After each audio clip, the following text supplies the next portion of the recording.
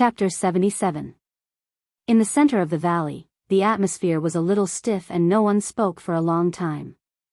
Lu Chen stood in the middle of the circle and slowly turned around to look at his surroundings. All he could see was a desolate scene. However, in his eyes, there seemed to be another scene that was so hot that it was suffocating. It was a burning flame, a huge pillar of light that fell from the sky, a magnificent power that could split the heavens and the earth, and a light shadow that shattered into countless pieces like a nightmare. Along with it, there was also the pain of the black flame that seemed to be engraved in the depths of his soul and would never be forgotten. "I'm not your disciple." Lu Chen suddenly smiled. Looking at the bald fatty, he said calmly, "You're the high and mighty perfected Lord Tianlan, who is respected by all, and I'm just a shadow in a dark corner." After he said that, the expression of the bald fatty, who had a dignified and imposing manner that seemed to be able to swallow the world, or rather, the legendary figure perfected Lord Tianlan, suddenly changed. He lowered his head slightly, and there seemed to be a touch of pain in the depths of his eyes. After a while, he smiled bitterly and said, "Do you hate me in your heart?" Lu Chen shook his head slowly with a complicated expression, as if recalling something from the past. He said, "I don't think so. It's just that I often have nightmares over the years. I dream that I killed a lot of people. I dream that the ground is covered with fire and blood, and I dream that there are mountains of corpses and seas of blood." Perfected Lord Tianlan frowned, and a strange expression flashed across his face. He asked, "What happened?" After a moment of silence, Lu Chen looked up at him and said, "Back then, after I secretly destroyed the god-vanquishing spell here, the black flame curse immediately took effect and burned my flesh and soul. I was in great pain, and my mind became muddled. I only vaguely remember that I walked out of the valley, and there seemed to be a fight in the middle. The bloody scenes in my dreams seemed to be from that time." "You didn't remember wrongly." Perfected Lord Tianlan suddenly interrupted him and said indifferently, "The plan that we made that day was to cooperate with each other from the inside. After you destroyed the god-vanquishing spell in the valley, Zhengxianmeng's army launched a fierce attack from outside. Because most of the elites of the Three Realms fiend cult were gathered here, the battle was extremely tragic. The mountains of corpses and seas of blood you saw were probably the scene at that time."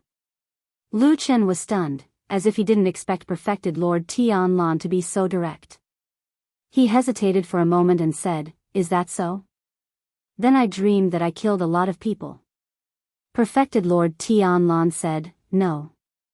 You fainted not long after you left the valley and was saved by someone. You didn't fight for long. You didn't fight. You didn't of fighting at all. Of the battle that year. You saw." Lu Chen was silent for a long time, but the gloominess on his face gradually lessened and he seemed to be more relaxed.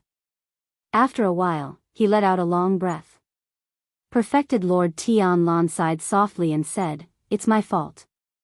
If I could meet you once in all these years, maybe you wouldn't be so sad." Lu Chen shook his head and said, "It's none of your business." "Oh right, Elder Yun Shouyang of the fiend cult had a son and a daughter. The son's name was Yun Jian and the daughter was Yun Shaoqing. Do you know what happened to them?" Perfected Lord Tianlan pondered for a moment and said, "They died in that battle." Lu Chen hesitated for a moment and said, "How did they die?"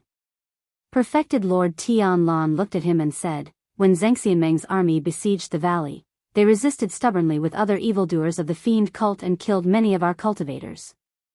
They were killed in the battle." "They died in the battle?" "Yes." Lu Chen was silent again. After a while, he suddenly shook his head and sighed. Then, he looked at perfected Lord Tianlan and his eyes seemed to have regained some of their original brightness.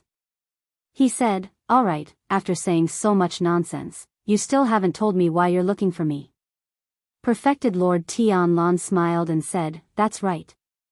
A good man should face life with a smile." Lu Chen snorted and said, "Easy for you to say. If you're capable, let the black fire burn for 10 years before saying that." As he spoke, he was still a little indignant. He cursed under his breath and said in a low voice, "Damn fatty." Perfected Lord Tianlan smiled and shook his head, as if he did not hear that complaint. He said, I do have something that I need your help with. What is it? Go to the Kunlun party and find an evildoer of the fiend cult that has been in hiding for many years. 5 years ago, one of my secret agents in Fuyunji accidentally discovered a certain stronghold of the fiend cult in the Immortal City.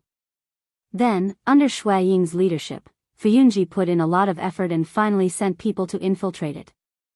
However, after the battle in the valley, the fiend cult that was greatly weakened became more cautious and the infiltrators could not get close to the core. Until a month ago, we suddenly received a secret letter from him, saying that he had already found out that the fiend cult was secretly setting up a great conspiracy and the person in charge was a fiend cult elder. When Lu Chen heard this, his pupils suddenly constricted. Perfected Lord Tianlan glanced at him indifferently and continued, however, things suddenly changed at this point. The people of the devil cult suddenly noticed this and immediately counterattacked. We also tried our best to help, but we were still a step too late. That person is dead. Before he died, he only said 2 things to me. 1. There is a spy of the fiend cult in the Immortal Alliance and his position is extremely high. 2. The fiend cult has a great plan, but there is a key person in their plan who is still hiding in the Kunlun party. We don't know his intentions, but once that person completes the mission, the fiend cult will definitely succeed. The severity of the disaster is even greater than the disaster of the god's subduing curse in the valley. The valley became quiet again. For a long time, the two of them did not speak. After a while, Lu Chen said softly, Why me? It's not like you don't know that the black flame curse has almost destroyed my cultivation. Now I am not much different from a mortal. Perfected Lord Tianlan shook his head and said, In this kind of matter, cultivation is not the most important. Even 10 or 100 Jean Dan Friar may not be able to compare to you. Lu Chen smiled bitterly. Perfected Lord Tianlan said, Actually I don't need to say something and you will also understand. Zheng Xianmeng is now too powerful, bloated, and incompetent. The spy in a high position that the Death Warrior said is indeed possible. Since that is the case, everything that starts from Zheng Xianmeng will be like a sieve, we can't continue. To do this, we must find a person who even Zheng Xianmeng does not know. Lu Chen laughed self-deprecatingly and said, Then it will be me? But don't forget, the remnants of the fiend cult are still searching for the whereabouts of that black wolf. But they can't find it. Perfected Lord Tianlan said lightly, There are only 2 people in the world who really know your identity. And other than you, I can't think of anyone else who knows the origins, cuts, codes, history, habits, and all kinds of secret matters of the 3 realms divine sect like the back of his hand. To find that deeply hidden evildoer of the fiend cult, only you can do it. Perfected Lord Tianlan looked at Lu Chen with a solemn expression and said word by word. Chapter 78. Lu Chen remained silent for a long time before he asked in a soft voice, You trust me that much? Perfected Lord Tianlan said, The demons of the devil cult are as cunning as foxes and they are everywhere. But if I had to choose someone who would never conspire with the devil cult, would only trust you. I don't want to go. Lu Chen said. Perfected Lord Tianlan frowned and asked, Why? Lu Chen raised his head to look at him and said, In these 10 years, every time the black fire burns my body, I feel like I'm better off dead. When I think of all the things I've done in the past, the wind blades, the frost swords, and the blood on my hands, I sometimes wonder if all the suffering I've endured was worth it. For the people of the world or for the righteous path? Lu Chen's face was a little bleak as he said, You told me these words since I was young. I believed it and did it. But now, I feel that this idea is quite meaningless. He looked at Perfected Lord Tianlan and said word by word, What does the people of the world and the righteous path have to do with me? Why should I risk my life and suffer for those people I don't know and have nothing to do with? Lu Chen looked at Perfected Lord Tianlan quietly and said, Not to mention me, aren't you the same? All these years, you are the one who suppressed the devil cult the most in Zheng Xianmeng, but what about the others? Aren't they all muddling along and living a befuddled life? How many people laugh at you behind your back for giving up your leisurely celestial life and insist on tormenting others? Not only that, there are probably countless people who hate and blame you just because you refuse to give in and block their path to wealth. Among them, there are even a few perfected lords with the same status as you. Perfected Lord Tianlan sighed and said, "Are you saying that it's a thankless task for me?" "Yes." Lu Chen said, "Why do you ask for trouble? With your current status and cultivation realm, no matter how arrogant the people of the devil cult are, as long as you don't go against them, they won't dare to provoke you easily. Even if they harm the world, they won't implicate you. Isn't that right?" Perfected Lord Tianlan fell silent. After a while, he suddenly laughed and said, "What you said seems to make sense." Lu Chen said, "Of course." Perfected Lord Tianlan said, "Are you done?" "I'm done." Perfected Lord Tianlan thought for a moment and said, "Little Lu, listen to me. A real man is born between heaven and earth. Don't always be calculative. You have to broaden your horizons. As the saying goes, set your heart for heaven and earth, set your life for the people, continue learning for the saints, and establish peace for all ages. Open your head." Lu Chen scolded, "Damn Baldy, what are you pretending for? You were originally a good fatty, but after saying that, you immediately became as stupid as a pig. Do you understand the meaning of these words? It's probably that when you read between the lines, you feel especially impressive. When you say it, you feel as if you're floating in the air, thinking that you're a cut above others, right? Let me tell you, stop putting on an act in front of me. You only know how to deceive people who don't read much." Perfected Lord Tianlan was not angry. Instead, he smiled. "You've been in a bad temper recently. I've already told you those grand principles 10 years ago. Do you mean that you don't want to listen anymore?" Lu Chen said, "I don't want to listen anymore, it's annoying. Let's put it another way. Look at how long the world is. You and I are born in this world and there are always some things that have to be done. Even if there are millions of people, I'll still go forward. A real man is hot-blooded for the people of the world. Hey, what do you mean by waving that finger at me?"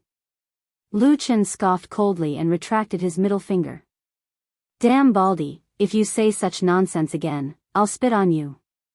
Perfected Lord Tianlan rubbed his shiny bald head, looking a little awkward. Then, he smiled. I'm used to it. You know, back in Zhengxianmeng, I had to coax those simple-minded young people to work for the righteous path of the world. I had to say that." Scram! Lu Chen interrupted him rudely. "Is there a single word of truth? I'll let it slide if you lie to me to work for you for 10 years. If you don't say it now, I'm leaving." "Say what?" "Speak human language. Give me a reason, why do the two of us not want to live a comfortable life, and must fight to the death against the evil cult, this kind of vicious and evil people? Can I not say it?" "No."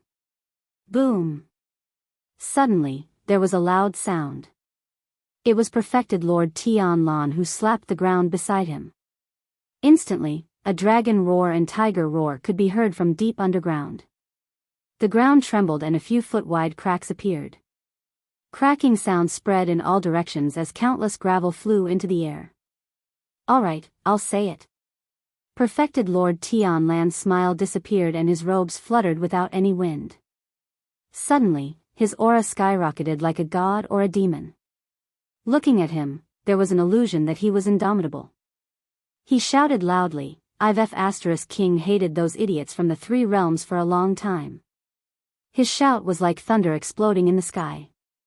Immediately, dark clouds rolled in the horizon and the sky changed color. Thunder rumbled from afar and the wind and clouds surged in the vast valley. The sound echoed from the surrounding cliffs as if the entire world was echoing that sentence. Lu Chen frowned and shook his head. His ears were still ringing non-stop, and even his head was faintly aching. It could be seen that the power of that soul formation true monarch's angry shout just now was truly terrifying. After a while, when the roar in his head gradually calmed down, he looked up at Perfected Lord Tianlan with a strange expression. "Just because of this?" Perfected Lord Tianlan harumphed coldly with a straight face. These fools are always stirring up trouble. For the sake of some weird idea of unifying the three realms, they're going all out and causing trouble, causing us no peace. I've always liked the world to be peaceful since I was born. I like the skies to be clear and the people to live in peace. I'll look down on the common people to prove the great Tao of immortality. In the end, I was almost annoyed to death by them. Since they're making me unhappy, shouldn't I kill them? Lu Chen looked at the bald fatty for a long time and suddenly laughed. It's been 10 years and you've become so vulgar. Where's the majestic aura of a soul formation perfected lord? Perfected Lord Tianlan spat. It's all because I was angered by you, my traitorous disciple. Lu Chen waved it off. Don't say that. Back then, you told me clearly that you didn't acknowledge me as your disciple after I joined the fiend cult. Even if I die in front of you, I'll just die on my own. Perfected Lord Tianlan froze for a moment and suddenly fell silent. After a while, he sighed and said in a low voice, "You still remember it so clearly." Lu Chen did not reply and merely said, "Cut the crap. What do I get out of working for you this time round?" Perfected Lord Tianlan smiled. Although I don't like fiend cults, eradicating them is for the sake of all living beings in the world. Isn't it a little inappropriate for you to ask for benefits out of the blue? Lu Chen snorted disdainfully and said, "Is there?" "Yes." Perfected Lord Tianlan straightened his body and expression. After pondering for a moment, he looked at Lu Chen and said in a deep voice, "Apart from you, I have no other successor in my life. Now that this is over, I'll let you acknowledge your ancestors and join my Kunlun sect." Lu Chen harumphed and did not say anything. "I'll impart everything I've learned to you. Everything I have will belong to you. I truly feel guilty for the sufferings you've suffered in the past. Once this is over, I'll allow you to walk out of the shadows and stand in the light of the world.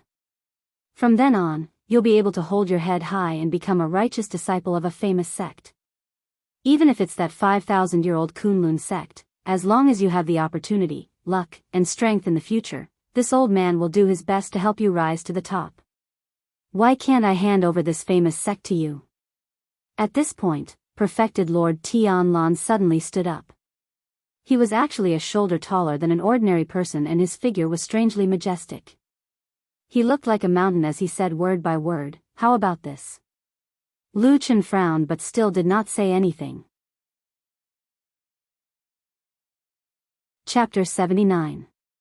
After a long silence in the valley, Lu Chen sighed and said, "I'll agree to it." Perfected Lord Tianlan raised his brows and revealed a gratified smile. "Really? That's great. But I thought you wouldn't agree so easily." Lu Chen said indifferently, "The world is full of hardships and unfairness. For the sake of the people in the world, for the sake of the righteous path in the world, there are some things that have to be done." Perfected Lord Tianlan said, "How did you become like this after 10 years? You have a bright future. I learned all this nonsense from you." Lu Chen shook his head and said, "Those guys are always after me. I've been hiding for 10 years and I'm tired of hiding. I might as well take this opportunity to destroy them and get rid of all future troubles." This time, it was Perfected Lord Tianlan's eyes that flashed with surprise. "How can you be so sure that we can take this opportunity to destroy the fiend cult of the three realms?" Lu Chen smiled faintly. "I've been in the fiend cult for too long and I'm too familiar with their methods. Those fellows are all lunatics. Every single one of them wants to do something, but once they do, they want to do something that will shake the world and shake the earth." He glanced at Perfected Lord Tianlan and narrowed his eyes. His eyes gradually revealed a trace of coldness as though he had returned to the black-robed youth whose hands were stained with blood. He said coldly, 10 years ago, 3 out of 5 elders of the fiend cult were killed in the battle with the god-vanquishing curse. Now, they're plotting something big again. According to what you said, the consequences are even worse than the god-vanquishing curse. As such, we have to gather the strength of the entire fiend cult for us to have any hope. Since that's the case, isn't this our chance?" Perfected Lord Tianlan took a deep look at Lu Chen. His eyes were as bright as a blade. He paced back and forth and nodded. Makes sense. He then smiled. Indeed, you're the only one who can deal with the fiend cult of the three realms. Lu Chen snorted coldly and did not reply. After a moment of silence, he said, however, I still have a few things to tell you when I go to Kunlun. Speak. Lu Chen said, how do I join the Kunlun party? Perfected Lord Tianlan said, I am a perfected lord from the Kunlun party. It's too easy for me to arrange for a nobody like you to enter the sect. Naturally, it'll be done without anyone knowing. Don't worry. Lu Chen nodded and said, that's good. However, the Kunlun party has a disciple in the qi refining state, Hong Chuan. He came to Qingshidang village where I live in seclusion and met me before. We even have some contacts. Maybe there are some hidden dangers? Perfected Lord Tianlan said indifferently, I'll get someone to send him out to work first. He'll come back after a year or so. Yes. Lu Chen continued, do you have any idea what the devil cult demons lurking in the Kunlun party are planning? This time, Perfected Lord Tianlan pondered for a while, then shook his head and said, the Kunlun party is a famous sect with 5,000 years of history. Although I'm a perfected lord, I can't completely grasp the sect's secrets. Currently, I know nothing about that person, so I can't tell you anything. Alright, Lu Chen smiled in a self-deprecating manner and said, anyway, it's not the first time. Perfected Lord Tianlan said, if there's nothing else, go find Xiao Ma and let him take you to Kunwu City first. I'll make arrangements later. Lu Chen nodded and turned to leave. However, after walking for about 10 feet, he suddenly heard Perfected Lord Tianlan's voice coming from behind. Oh yes, there's something I've wanted to ask you for a long time. Lu Chen turned to look at the unusually tall bald fatty and said, what is it? Perfected Lord Tianlan stared at him and said slowly, you joined the devil cult when you were young and hid for many years. During this period, you lived with the devil cult demons day and night. Do you know any close friends? Lu Chen was silent for a while, as if he was recalling the past. Then, he looked at Perfected Lord Tianlan's calm but unfathomable eyes. His expression did not change and he said calmly, no. On the other side of the valley, at the edge of the stone wall, a huge jade-horned green bull was lazily kneeling on the ground, and beside it, the pitifully small black dog, Atu, was cowering and hiding at the side. Seeing that oxen had been lazy since the beginning and didn't seem to want to pay attention to it, Atsu finally calmed down a little after its initial panic. When oxen turned its head back and seemed to be dozing off again, Atsu shrunk its body and slowly moved backward bit by bit. Its movements were particularly cautious, as if it was afraid of making the slightest sound and startling this huge monster. However, it was somewhat unfortunate that although Atsu retreated quietly, at this moment, a thunderous roar suddenly came from the center of the vast valley. I have long disliked you for a long time. The roaring sound waves seemed to have substance, instantly sweeping up millions of dust and sand. Like a storm, it swept over and heavily smashed against the hard stone wall. Atu was actually shocked, and immediately after, he suddenly cried out in fear. It was because his body was blown by a gust of wind that came out of nowhere, and the force actually swept his entire body into the air, and then he was about to smash into the stone. At this critical moment, a huge shadow suddenly approached from the storm of dust and sand. Then, a thick rope-like object flew over and directly wrapped around Atsu in midair.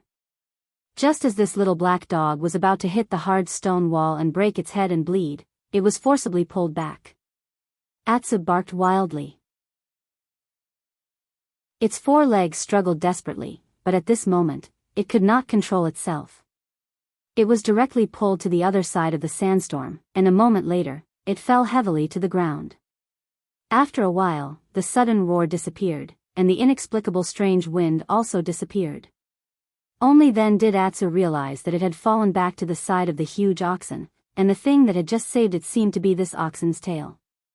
Oxen's thick and long tail swung behind it and retracted. Then, its huge head turned to look at this little dog, and then it turned back expressionlessly. It seemed that the action just now, for this rare oxen, was just a small effort that it did when it was in a good mood. It was not worth mentioning at all. Atsu lay on the ground in a daze for a while. Suddenly, it barked, jumped up, and ran away. Oxen seemed to be a little surprised. It looked back and saw that the dog was running away in a panic. After watching for a while, it swung its tail again and let out a low moo. Atsu ran all the way, and it didn't take long to run back to the entrance of the valley. Only then did it stop to catch its breath. After a while, Lu Chen also came out. Atsu quickly leaned over and used its head to rub against Lu Chen's leg. Lu Chen seemed to have something on his mind. He did not notice anything wrong with Atsu. He just gently touched its head with his hand and continued to walk out. Atsu looked back in that direction, barked twice, shook its head, and ran away with Lu Chen. Chapter 80. Do you know, sometimes I'm very suspicious of your identity and background? On the hillside outside the valley, 2 people and a dog sat together. Lu Chen grabbed a drumstick that old Ma handed to him and ate it. At the same time, he mumbled something. Somehow, Old Horse had brought a lot of food with him. At this time, he took them all out and even grabbed a meat bone and threw it to Atsu. This made the black puppy so happy that it lay on the side and gnawed happily. The sound of chewing could be heard continuously. This puppy is not bad, but it's lame, Old Ma sighed and then turned to Lu Chen and said, "What did you say just now?" Lu Chen didn't even look at him and murmured again. Old Ma sneered and said, "I have a clean background, and I'm loyal and courageous. What are you doubting?" Lu Chen glanced at him and sneered, "I've seen through you in the past 10 years. You're fat, ugly, and stupid. You can't even do business or cultivate, hey?" Old Ma said angrily, "Bastard, it's fine if you say I'm fat, but how can you say I'm stupid? If I didn't protect you for the past 10 years, you would have died many times." Lu Chen ignored Old Ma's protest and continued to say, "You're stupid, fat, and have low cultivation. But for more than 10 years, the famous Lord Tianlan didn't trust anyone and only let you hang out with me. If that damn Baldy didn't lie and really values me as much as he does, then there must be something wrong with your identity." He looked at Old Ma with interest and clicked his tongue. "Why does he trust a useless person like you so much? Are you the bastard son of that damn Baldy?" Old Ma was a little surprised. "Get out." Old Ma glared at him and said, "How dare you slander me when you're eating my food? Spit out the chicken." Lu Chen threw the chicken drumstick at him. Old Ma twisted his body and dodged it. "Hey, you're good at martial arts." Old Ma smiled proudly and said, "Of course, these days oh." Before Old Ma finished his words, he was interrupted by Lu Chen. He seemed to suddenly think of something and stared at Old Ma with a strange expression. He said, "That damn Baldy is a super fat man, but you're just an ordinary fat man. Are you really a dissolute man left by that damn Baldy when he was young?" "Bah!" Old Ma said angrily, "If you talk nonsense again, I'm going to fall out with you." Lu Chen laughed and clapped his hands. He reached out to Old Ma and said, "Do you have wine?" Old Ma threw a wine gourd over. Lu Chen caught it, opened the cork and took a big gulp. Then he let out a long breath and said, "Good wine." Old Ma looked at him. Gradually, his eyes softened. After a while, he sighed and said, "Have you really thought it through? It's hard to say whether this trip to Kunlun will be a blessing or a curse." Lu Chen smiled and looked at Old Ma. He said, "Shouldn't you help him and try to persuade me to go?" Old Ma shrugged and said, "It doesn't matter to me. Besides, I've stayed with you in that village for 10 years. To be honest, I don't want you to take the risk." Lu Chen was silent for a moment. Then he said indifferently, "I've thought about it. I want to go." Old Ma nodded and didn't say anything else. When he stood up and was about to pack his things, he lightly patted Lu Chen's shoulder. Lu Chen smiled at him gently. When they were packing their things and preparing to leave, Lu Chen asked Old Ma, after leaving Qingshideng village, "Where have you been? What have you been doing?" Old Ma didn't care about his image. He pulled up his waistband and patted his chubby belly. Then, he walked along the mountain path with Lu Chen and said, I've been recuperating. After I've recuperated, I went to Kunwa City and opened a small shop. Lu Chen paused and looked at him with a strange expression. He said, You've been preparing for this for a long time? Old Ma said indifferently, I can't say that I've been preparing for a long time. But since I had nothing to do anyway, I thought you'd definitely have a bad relationship with the Kunlun party in the future, so I just ran to Kunwa City. It'd be weird if I believed you. Lu Chen sneered and walked forward. However, a complicated light seemed to flash in the depths of his eyes. Atu ran past the two of them, shaking his head and wagging his tail excitedly. It was just that he was limping due to his leg injury, which made him look very awkward. Old Ma looked at it for a while and said to Lu Chen, What's the matter with this puppy? Lu Chen said, I picked it up on the road a few days ago. Old Ma was a bit surprised. He said, Huh? Has your temperament changed? Has your heart softened? Lu Chen said, No, I just thought that if I'm hungry and can't find anything to eat, I'll eat dog meat to stave off my hunger. Old Ma said. Just pretend I didn't say that. Lu Chen said, Right, since you've settled down in Kunwa City, I presume that with your means, you must have investigated a lot about the Kunlun party. Let me ask you something. Have there been any particularly outstanding young disciples in the Kunlun party recently? Old Ma smiled complacently. Soon after, he pondered with rapt attention for a while and said, The Kunlun party is a famous and large sect. It has many disciples and outstanding talents. Now that you've asked me this question, I don't know what to say. There are many candidates. Lu Chen thought for a while and said, A few days ago, somewhere in this chaotic land, I met someone in the middle of the night. As he said this, he told Old Ma about the situation that happened that night. Then he said, The moonlight slash is a Taoist technique that is extremely difficult to cultivate in Kunlun. It's difficult for people who aren't talented to cultivate it. Plus, the person was a young woman. Perhaps you know about it? Old Ma frowned. After thinking carefully for a while, he shook his head and said, I know about the moonlight slash, but I really can't think of any young female Kunlun party disciple who could cultivate this technique in the past few years. Let's go back to Kunwa City first. I'll help you secretly inquire about it. It shouldn't be a big problem to find that person. As he said this, he paused and said, What's wrong? You haven't even seen that woman's face yet. Why are you suddenly so interested in her? Lu Chen smiled and put a finger in front of his eyebrows. Then he slowly moved forward and lightly touched his forehead a few times. He said calmly, That night, the tip of her sword was right here. If it was just a little bit further forward, it would probably have pierced through my head. The smile on Old Ma's face suddenly faded a bit. He raised his eyes and looked at Lu Chen with a faintly worried expression. However, Lu Chen continued to talk without any change in his expression. He only said indifferently, It's been many years since someone pointed a sword at my head like this. Woof woof woof woof. The Atsa dog in front of them had already run far away. It turned its head and barked at the two of them, seemingly urging them to hurry up. Lu Chen quickened his pace.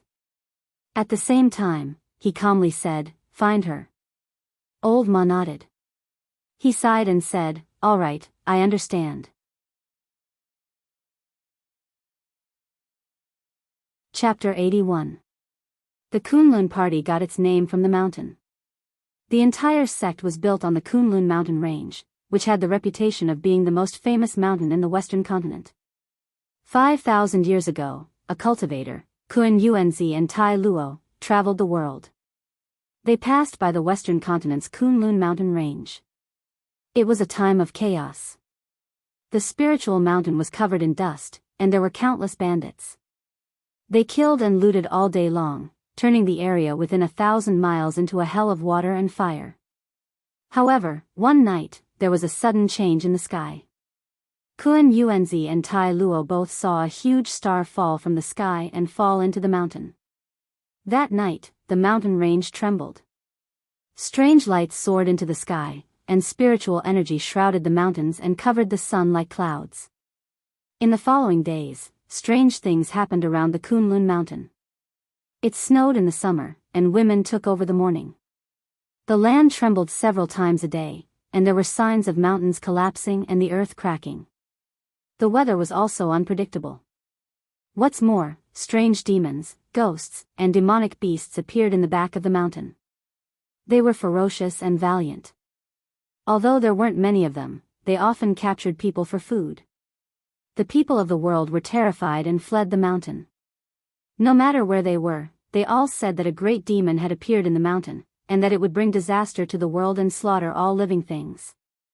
Kunlun Mountain would become a sea of blood. However, Kun Yuanzi and Tai Luo had unique insight. They thought that this mountain was a supreme spiritual vein in the world and the foundation of a great cause. They bowed to the heavens and made a great vow. They were willing to become the master of the spiritual mountain. After that, the two of them used their great divine abilities to stabilize the world, slay demons, expel bandits, and appease the common people. During this period, their sincerity moved the heavens, and they obtained a great fortune in the depths of the spiritual mountain. They saw the immemorial immortal mansion. They obtained an ancient immortal jade book that passed down a peerless immortal technique. It was also said that there was a resplendent treasure light and a supreme immortal weapon. Since the fortune had arrived, there was nothing more to say. The two ancestors established a sect on this Kunlun mountain, accepted disciples, and established a great cause that would not last for 10,000 generations. This was the Kunlun party of today. The Kunlun party had been passed down for 5,000 years. Outstanding people had emerged in large numbers. The Kunlun party had always flourished in the world of human cultivators, which was truly an anomaly. The Kunlun party was founded 2,000 years earlier than Zhengxianmeng. It could be said to be the well-deserved number one sect in the cultivation world today. However, talented people emerged in every generation, and the new generation surpassed the old. In today's incomparably prosperous cultivation age, the human cultivation world was thriving. Countless geniuses and outstanding talents emerged one after another, and cultivation sects, large and small, were springing up like bamboo shoots after a rain.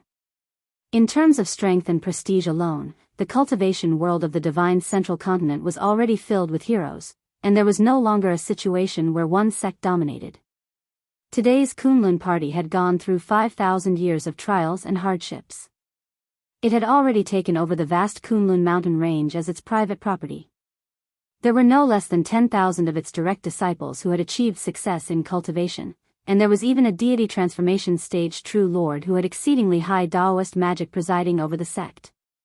It could be said that it had an illustrious reputation and sat firmly on the throne of a famous sect. In addition, the Kunlun party also had disciples in the Qi refining realm who had just caught a glimpse of the door, as well as many miscellaneous disciples. There were even more people in this area, more than 100,000 in total. Such a large sect was also a behemoth in the vast western continent. Corresponding to it was Kunwas city at the foot of Kunlun Mountain SX. For thousands of years, it had gradually become one of the most prosperous and largest cities in this vast area. Have you been here before? When Old Ma and Lu Chen walked into this big city and walked in the bustling Kunwas city with tall buildings, Old Ma asked Lu Chen. Lu Chen nodded and said, "I've been here before." Huh? Old Ma was a bit surprised and said, "When?" "You've been with me for the past 10 years, and before that, you were working." "When did you get here?" Lu Chen's gaze swept over the spacious and flat streets of Kunwas city and said, "I was probably 5 or 6 years old. I don't remember too clearly." Old Ma was startled and asked, "What happened?" Lu Chen said, "I came to look for food.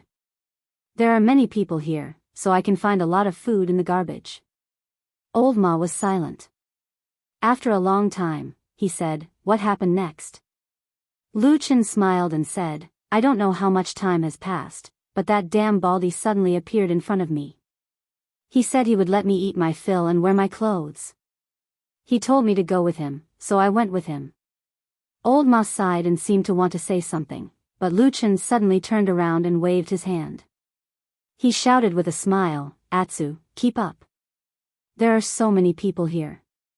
If you get lost, you won't be able to find us. Woof, woof, woof. After a few barks, the lame black dog quickly ran over from the crowd behind them and affectionately rubbed against Lu Chen's feet. On the way from the land of chaos to Kunwa City, Atsu seemed to have grown a bit. It was unknown whether it was because Old Ma brought a lot of food, so this gluttonous dog ate as much as it could every day. Where's your shop? Lu Chen patted Atsu's head and turned to ask Old Ma, is it on this street? Old Ma glanced at the bustling street filled with shops and said without changing his expression, it's tasteless to open a shop in such a vulgar and noisy place. Come with me. Lu Chen immediately had a whole new level of respect for Old Ma. I haven't seen you for a while, but you've actually developed taste. TSK.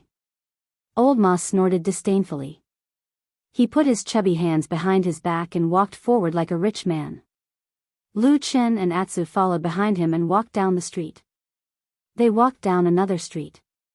They walked down another street. After walking down another street. Another street. Hey! Lu Chen couldn't help but call out to the fat man who was already sweating profusely. He looked at him suspiciously and said, are we not there yet? Why do I feel like we're almost out of the city? Old Ma stopped and wiped the beads of sweat from his forehead. He glanced at the towering city wall in front of him and laughed, soon, soon. As he said this, he walked forward for a while and suddenly turned to the side. He walked into an alley by the side of the road. After walking for 2 or 3 feet, a wooden door appeared in front of them. Lu Chen stood in the alley and looked around. He saw that the place was deserted and there was no trace of anyone. It was a world of difference from the bustling streets that they had walked through before. On top of the wooden door, there was a signboard with 3 words written on it. Black Hill Pavilion. Do you have any business in this place? Lu Chen couldn't help but ask Old Ma. Old Ma sneered and said, what do you know? There's an old saying, fragrant wine needs no dark alley. Do you know that? As he said this, he took out a key and unlocked the door of the house. He led Lu Chen inside and said, besides, this place has a lot of benefits. In this noisy city, it's the best place to find peace and quiet. Walk 2 streets north and you'll reach the exit of the city gate. Walk 2 streets south and you'll reach the mansions of the influential families in the city. It's such a good place, but the price of the house can't even compare to a month's rent for an ordinary shop on the street in the center of Kunwa City. When I came here that day, I thought about it for a bit and decided to buy this house. In the future, it can be regarded as an ancestral property of my Old Ma family. After saying this, Old Ma looked complacent. He looked around and then looked at Lu Chen. He said with a smile, what do you think? Lu Chen said, if you don't have money, just say it. What's with all this nonsense? Chapter 82. Old Ma said. Big brother, poor people also have dignity. They also need to live. Lu Chen snorted and said, living is living. Who are you trying to fool with all that extravagant talk? Old Ma said seriously, although we are poor, we also need to have dreams, right? If you think about this place better, you will feel that this place is really not bad. Lu Chen shook his head and was speechless. He turned around and shouted, Atsu. Atsu barked and ran over, following Lu Chen and Old Ma inside. This house was actually not too small. It had 2 entrances, facing the street. Well, facing the alley was a front hall. Old Ma had made a counter. It seemed that he wanted to make it look like a shop. Behind it was a small courtyard. It was not big, but it was square, with a walkway on both sides. There were 2 more rooms at the back. They were not too big, but they were enough for people to sleep in. Hey, it's not bad. Lu Chen said to Old Ma. Old Ma immediately became happy. He laughed and said, I'm not wrong, am I? It's barely okay to live here, but forget about doing business. You won't be able to make a lot of money. Lu Chen stood in the barren courtyard and casually said, I just need to plant some rocks, grass, and 2 trees here. That should do it. Get lost. I don't have money to waste on those boring things. Lu Chen laughed and did not care. He asked casually, you just said that there are big families living in the city nearby? Old Ma scratched his head and said, oh, actually it's not too close. It's about 2 streets away.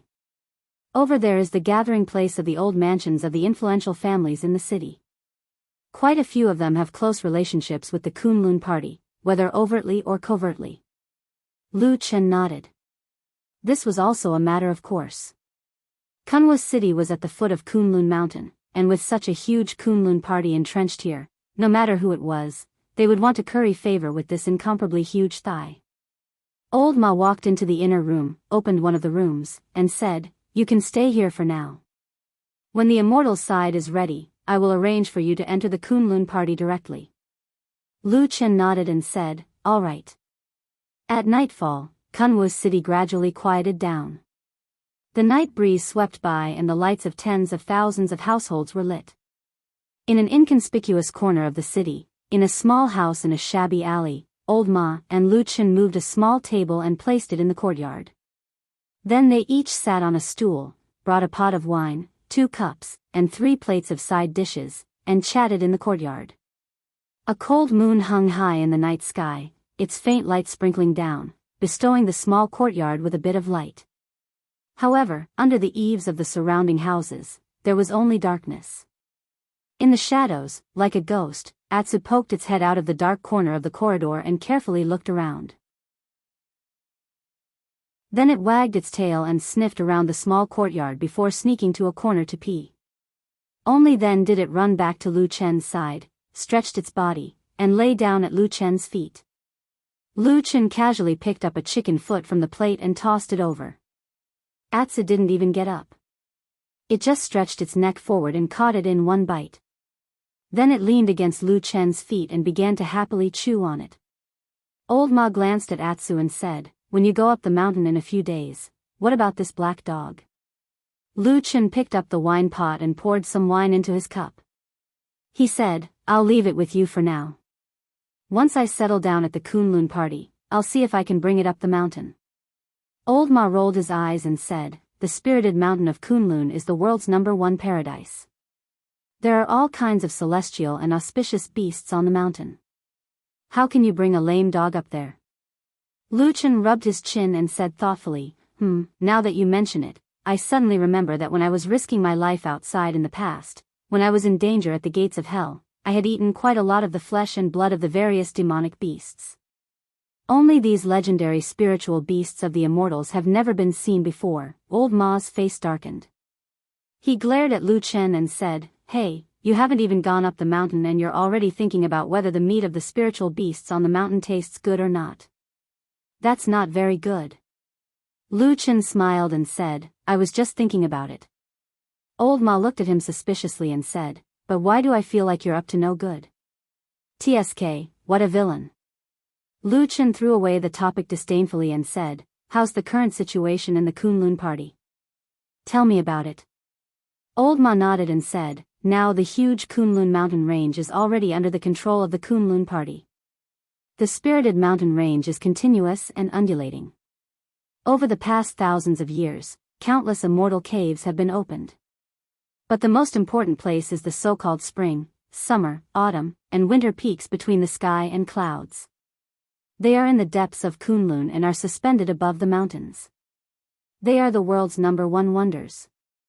Legend has it that they were created by the fall of a star 5,000 years ago. Lu Chen nodded and said, I've also heard of the 4 floating peaks between the sky and clouds. Although I haven't seen them with my own eyes, I think they must be amazing wonders.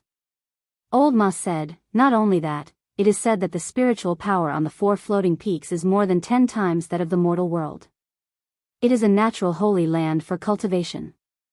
In the Kunlun party, except for the 2 perfected deity transformation, it is said that only Yuanying Jinren is qualified to set foot on these 4 strange peaks.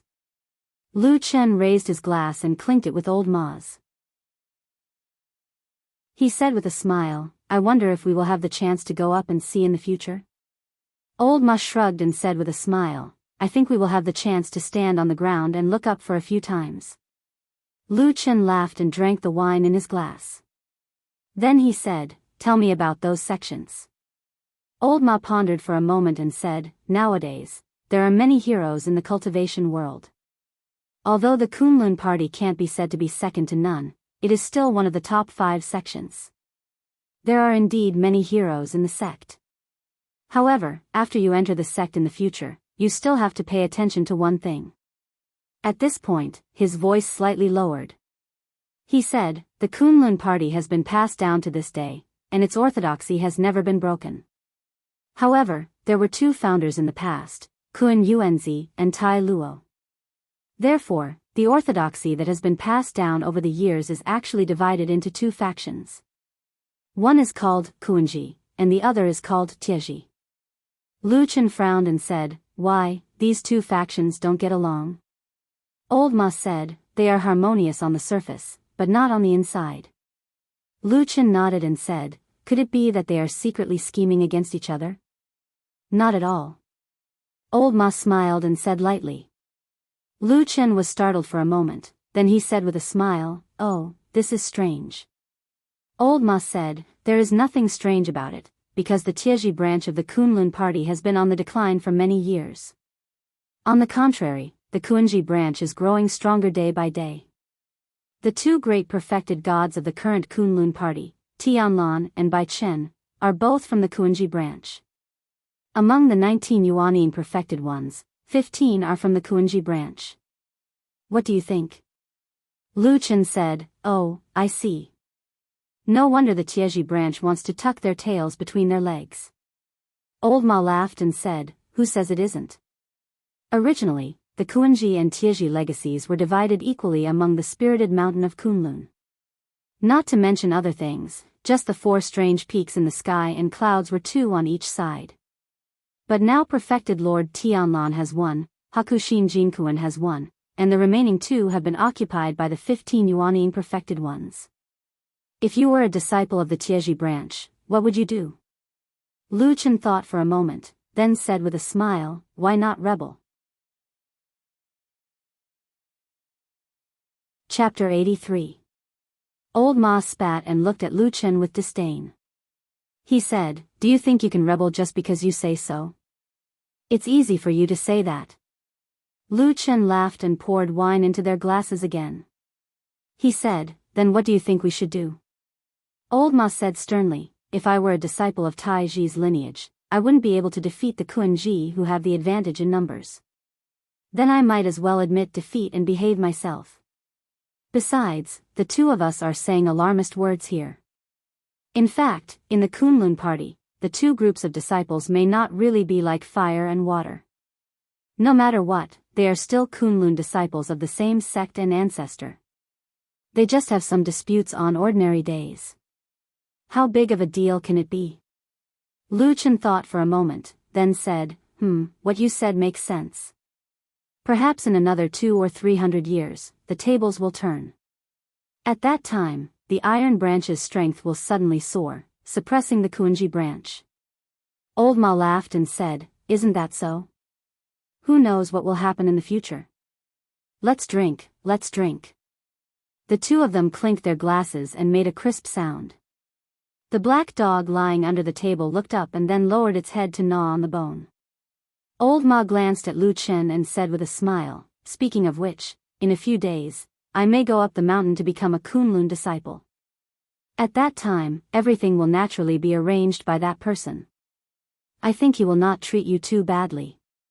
Oh yes, as a disciple, it doesn't matter which branch you belong to. The most important thing is to be well informed and convenient."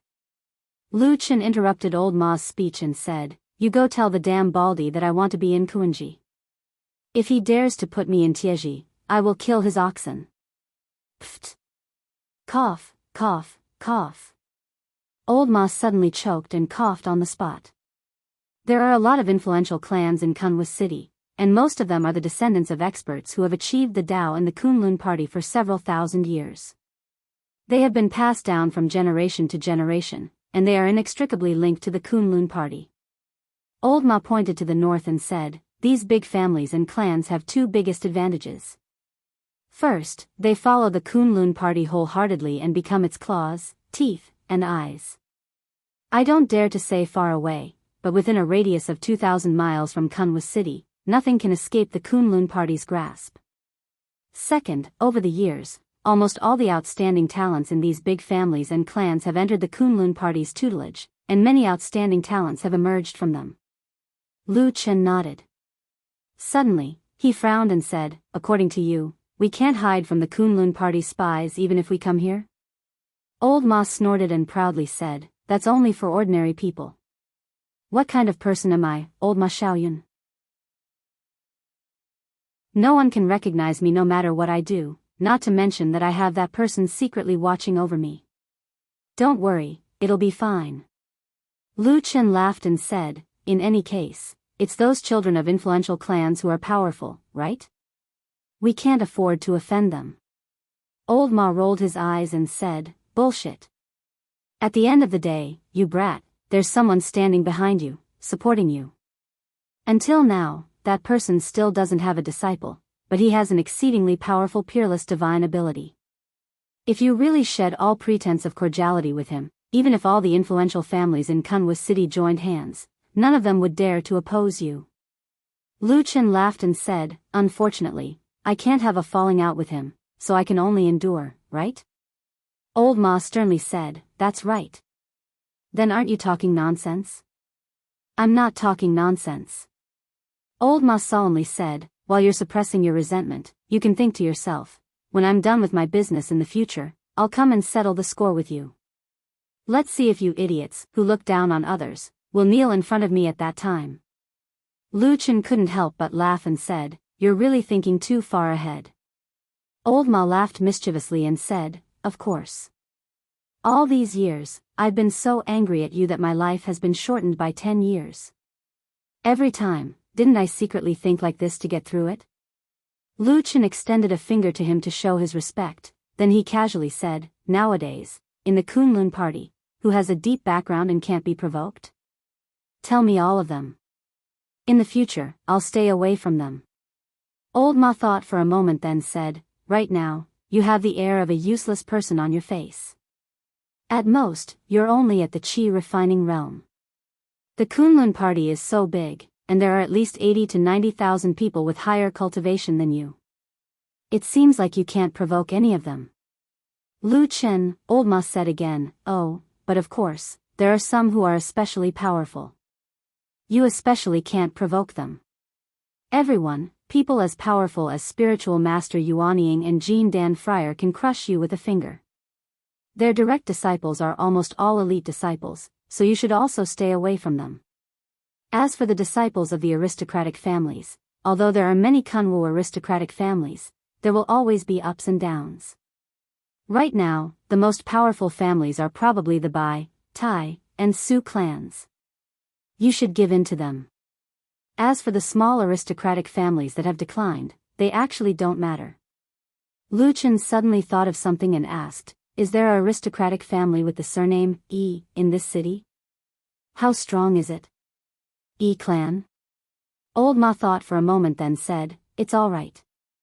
These years, I haven't heard of any powerful figures emerging from this family. It can't be considered one of the most powerful families, but it can't be said to have declined either. It can be considered average. Why are you asking about it? Lu Chen said, oh, it's nothing. I've seen a girl from this family before. He then told Old Ma about how he met Yi Xian in the land of chaos. Old Ma frowned and said, why didn't you tell her about this? Lu Chen said indifferently, what would happen if I told her?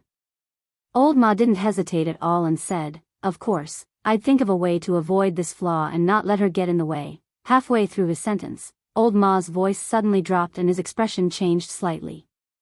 He glanced at Lu Chen, shook his head, and sighed softly. He didn't say anything else.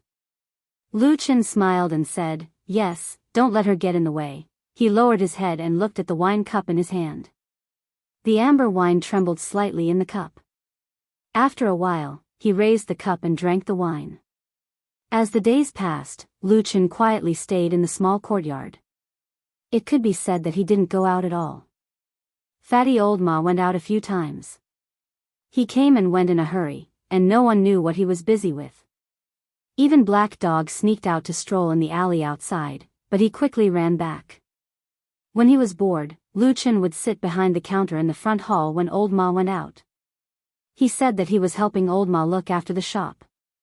However, he soon realized how accurate his previous judgment was. For a whole 7 days, he didn't see a single customer come to the Black Hill Pavilion. On the morning of the 8th day, Old Ma very seriously told Lu Chen that there should be some progress in helping him infiltrate the Kunlun party, and he would go out to do it.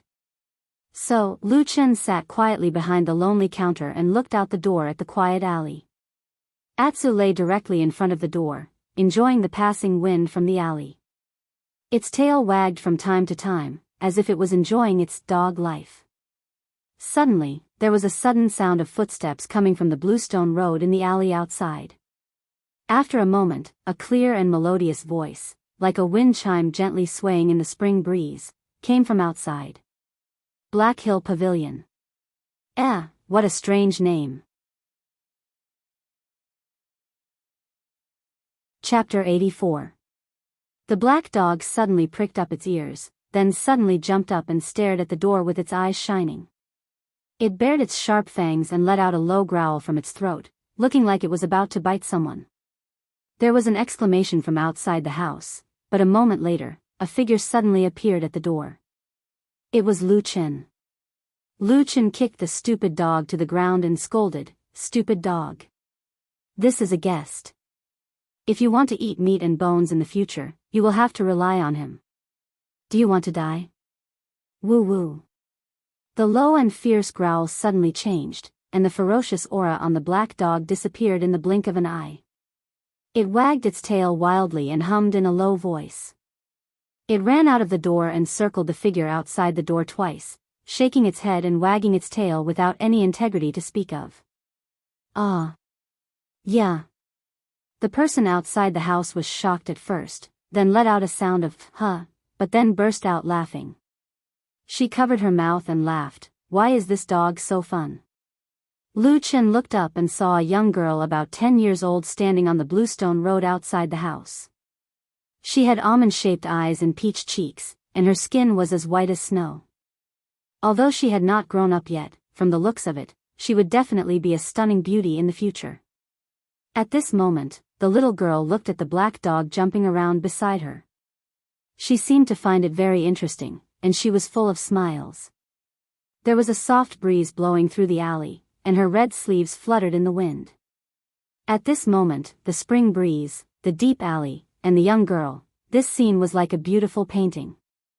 Lu Chen called out to the stupid dog that was jumping around blindly. Then, his gaze fell on the girl's face, and he couldn't help but sigh in admiration in his heart. Although the girl in front of him wasn't very old, her complexion was truly the first time he'd seen someone with such a complexion. It could be said that she was born with a beauty that could cause the downfall of nations and people since she was young. "Miss, what's the matter?" Lu Chen asked the little girl politely, and at the same time, glanced into the distance of the alley. There was no one in the alley. She seemed to have come alone. The girl pointed at the signboard with the words, "Black Hill Pavilion," and asked, "Is this a shop?" Lu Chen was startled for a moment, then he turned around and said, "I guess so." The girl nodded with a smile and walked in. At the same time, a pair of bright and clear eyes looked at the simple things in the shop. She was a little curious and a little cautious. Lu Chen walked back to the counter and asked, "What do you want to buy?" "Yes." The young lady responded, but she didn't speak immediately. Instead, she glanced at the row of shelves behind the counter. There were some items on the shelves inside the store. Most of them were the most common spirit materials. They looked like they had been there for a long time because many places were covered in dust. After noticing that the girl's gaze had become a little strange, Lu Chen also turned around to look. When the scene on the shelves fell into his eyes, Lu Chen was also stunned for a moment. Then he turned around and smiled a little awkwardly, saying, "The owner of this shop is very lazy, I've let you see a joke."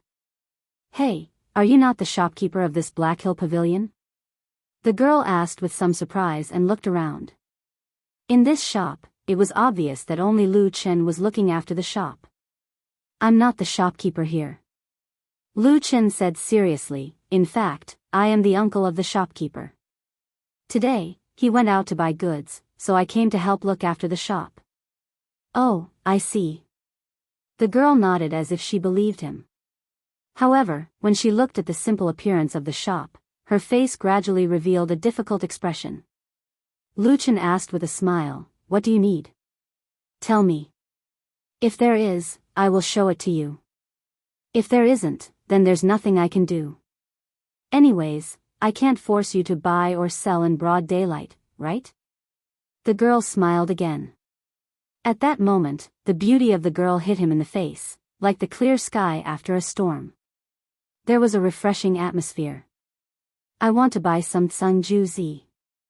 Lu Chen nodded and said, Cangju Zi, wait, let me see if there is any. Okay. The girl smiled.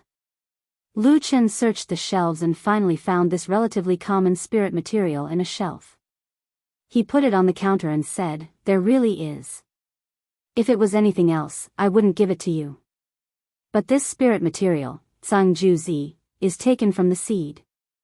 There is a hard shell on the outside and it will not spoil after 10 years. You should be able to use it. The girl thought about it and nodded. Yes, that is true. My master also said so. Alright then, I'll buy 10. Okay. Lu Chen picked out 10 Cangju Zi that looked good. He found a cloth and wiped them clean. Then, he wrapped them in paper and handed them to the girl. The girl smiled sweetly and took the paper bag. As she put it away, she reached into her pocket and said, how much? Ah. Suddenly, she exclaimed and her expression changed. It was as if she was stunned. Lu Chen looked at her and said, what is it? The girl's cheeks flushed red.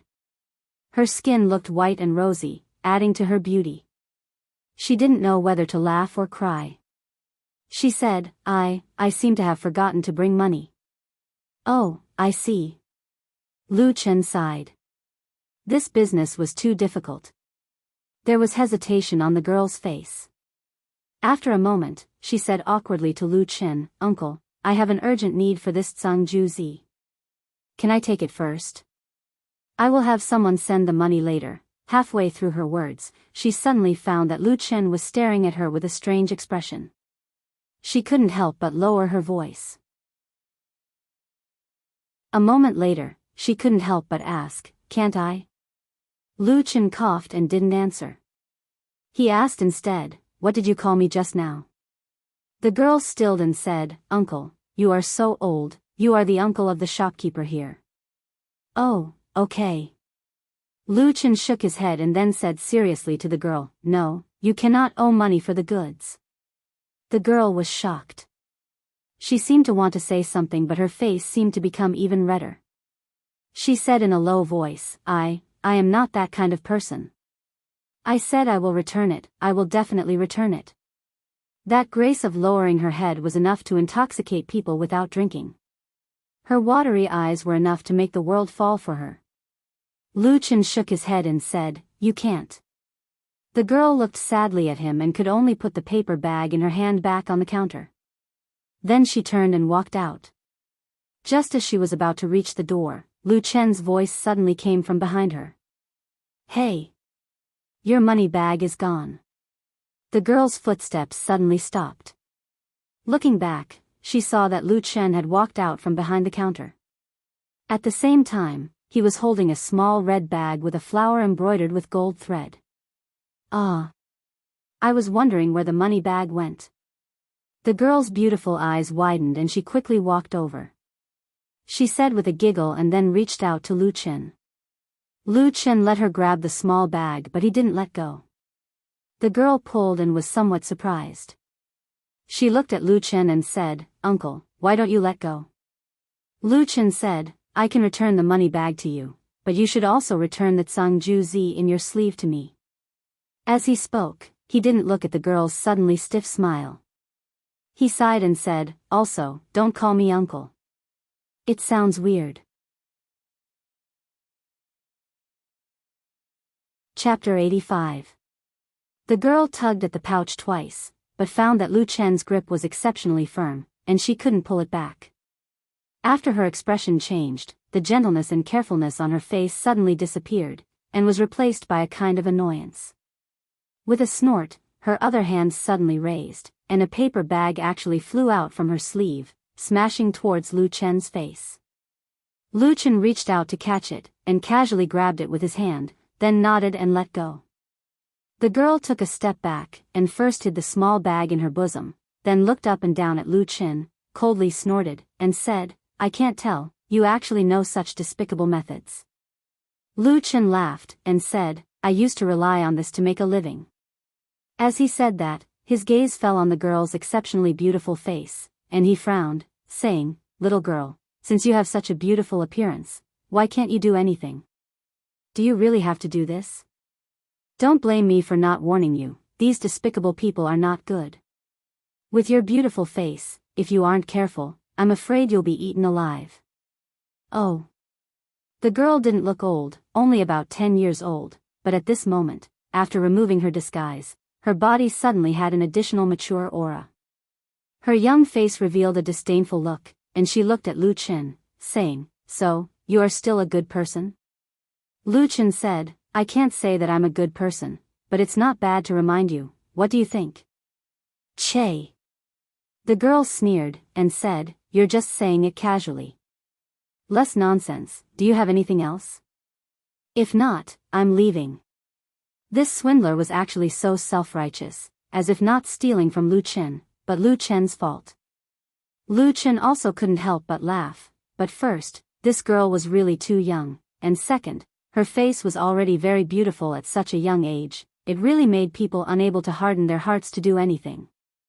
He immediately waved his hand, and said, "You can leave, anyway, next time you're caught, I won't be so polite.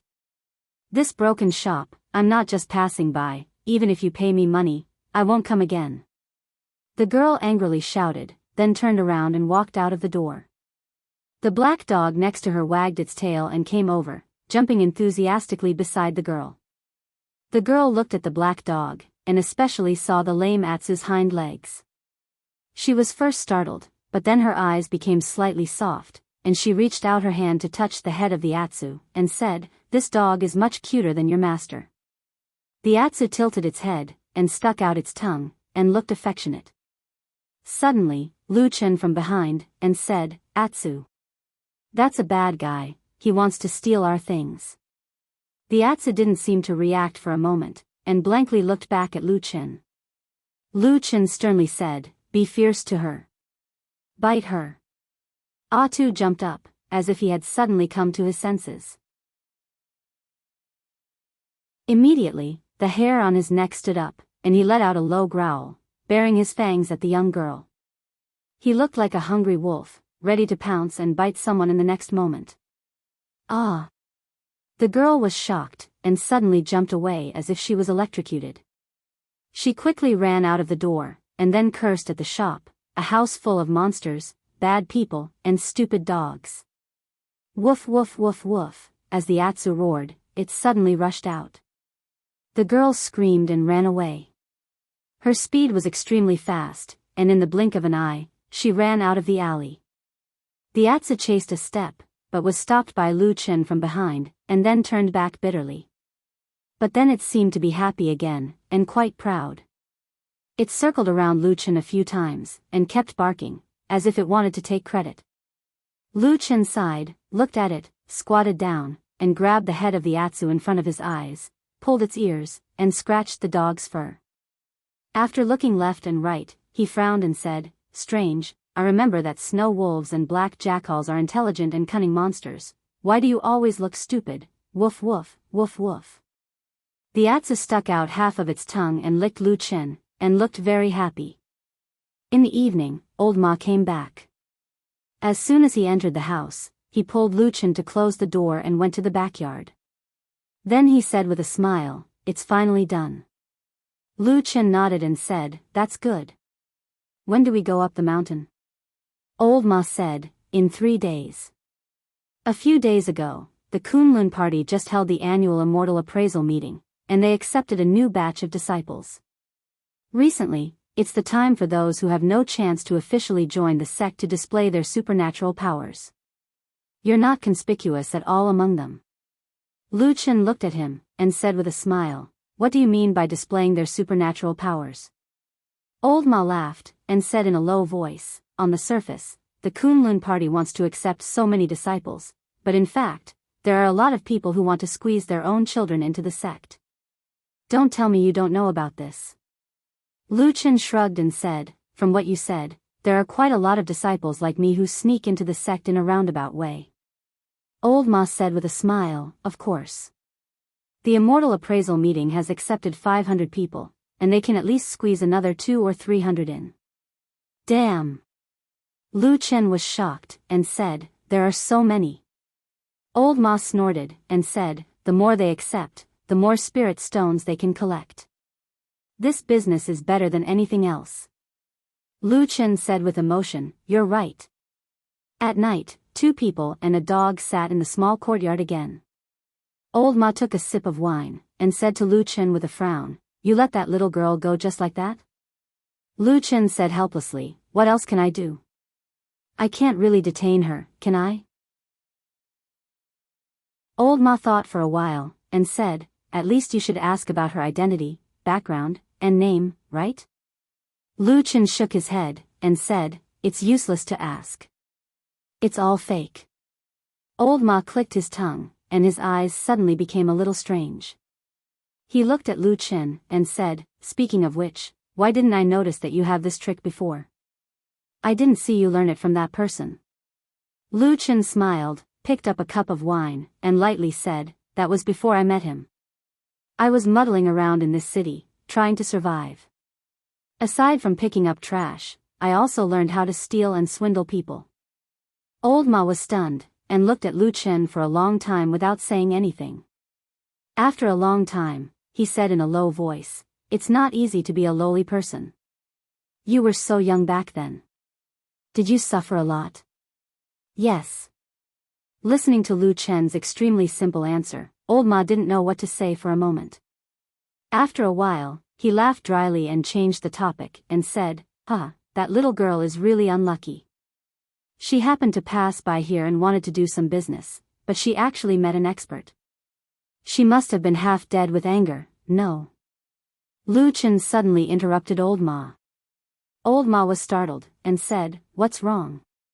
Lu Chen smiled, and then he gazed at the cold and dark night sky in the distance. After that, he took a sip of wine and said, "All those years ago, when I did all these things that harmed people, I'd always checked and calculated carefully, and there was no such thing as a coincidence. As for whether she happened to pass by, I don't know." Chapter 86. What should we do? Old Ma furrowed his brows in distress and said, "It feels a little troublesome." Lu Chen glanced at him and said, "Maybe they aren't here for me." Old Ma was stunned and said, "Then who are they here for?" "You." Lu Chen looked at Old Ma's fat face and said seriously, "To be able to open a shop in such a desolate alley, he must be a fat sheep that is easily deceived. I think that's what that little girl is thinking. Get lost." Old Ma scolded angrily and then took out a book as thick as a finger and threw it at him. Lu Chen caught it and flipped it open to take a look. At the same time, he asked, "What is this?"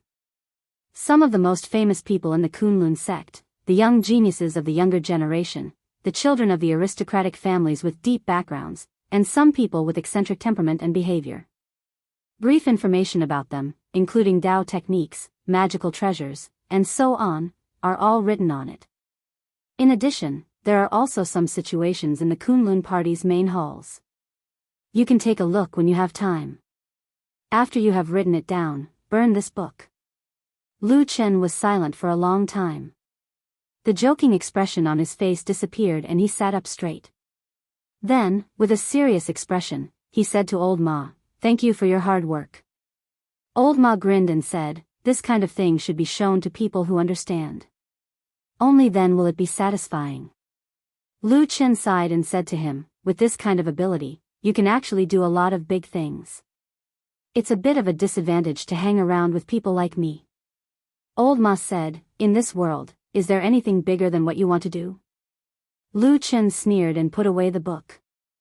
Then, he picked up the wine pot and poured wine for Old Ma and himself. At the same time, he asked, about the person we are looking for, what do you know?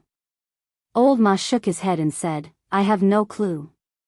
We do not know anything about that person, whether he is a man or a woman, whether he is old or young, whether his cultivation level is high or low.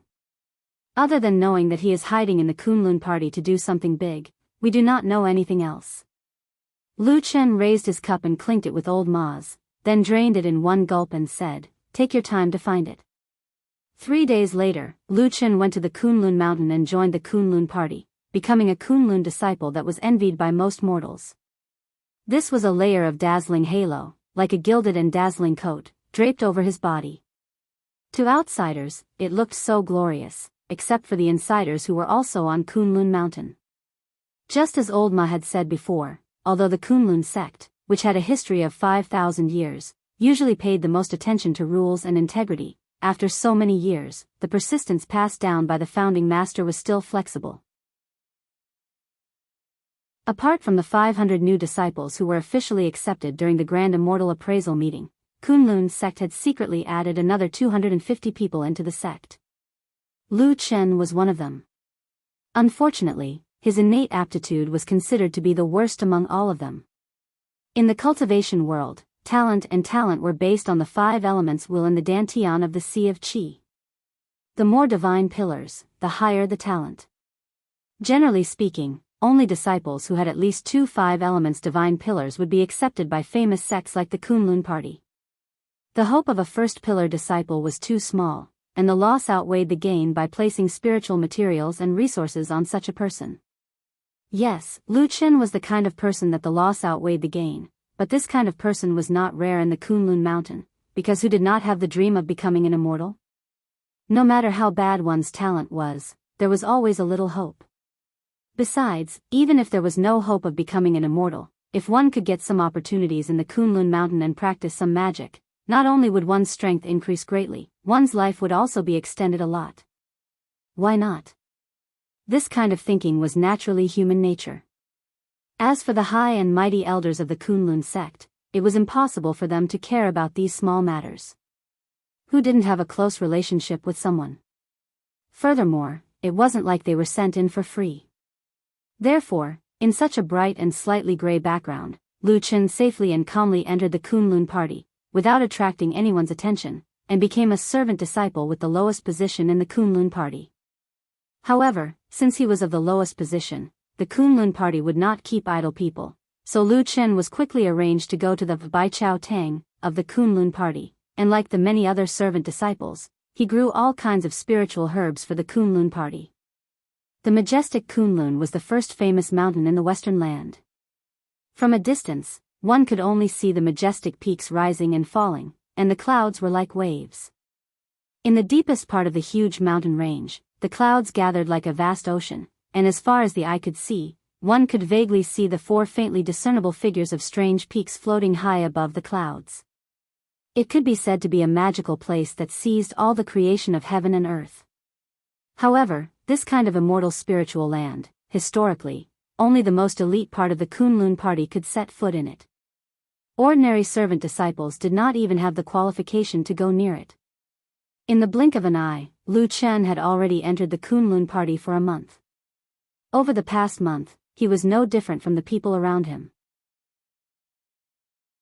Everyone woke up early and slept late every day, working hard for the spiritual herbs in the Kunlun immortal family's spiritual fields, hoping that one day they could get a lucky chance and stand out from the crowd. There were many servant disciples in the Kunlun party. It was said that among the 100,000 disciples, perhaps 60 to 70,000 were such people. To some extent, it was the hard work of the countless common people at the foot of the mountain and the many servant disciples on the mountain that supported a small part of the elites of the Kunlun party. As for the Baichao Tang, after Lu Chen came here, he was given a spiritual field of 1 mu, so that he could plant spiritual herbs.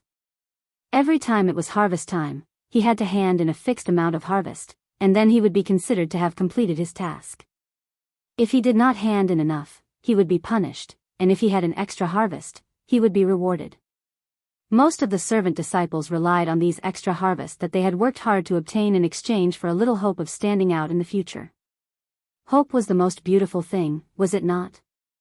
For most people, it was, but for Lu Chen, it was not. He quietly lived in the Kunlun party, and then quietly observed the giant Kunlun party in the shadows of the crowd. After slowly familiarizing himself with the situation here, he also began to touch the things he wanted little by little. Of course, that mysterious devil cult spy was still nowhere to be found. But in this month, Lu Chen had already learned some things. For example, the two supremes of the Kunlun party, Hakushin Jinkuan, was in closed-door training on the mountain peak among the clouds all year round, while Supremes Tianlan went to the immortal city of Zhengxianmeng, and seemed to be very busy. This year, the Kunlun party had accepted more than 700 new disciples.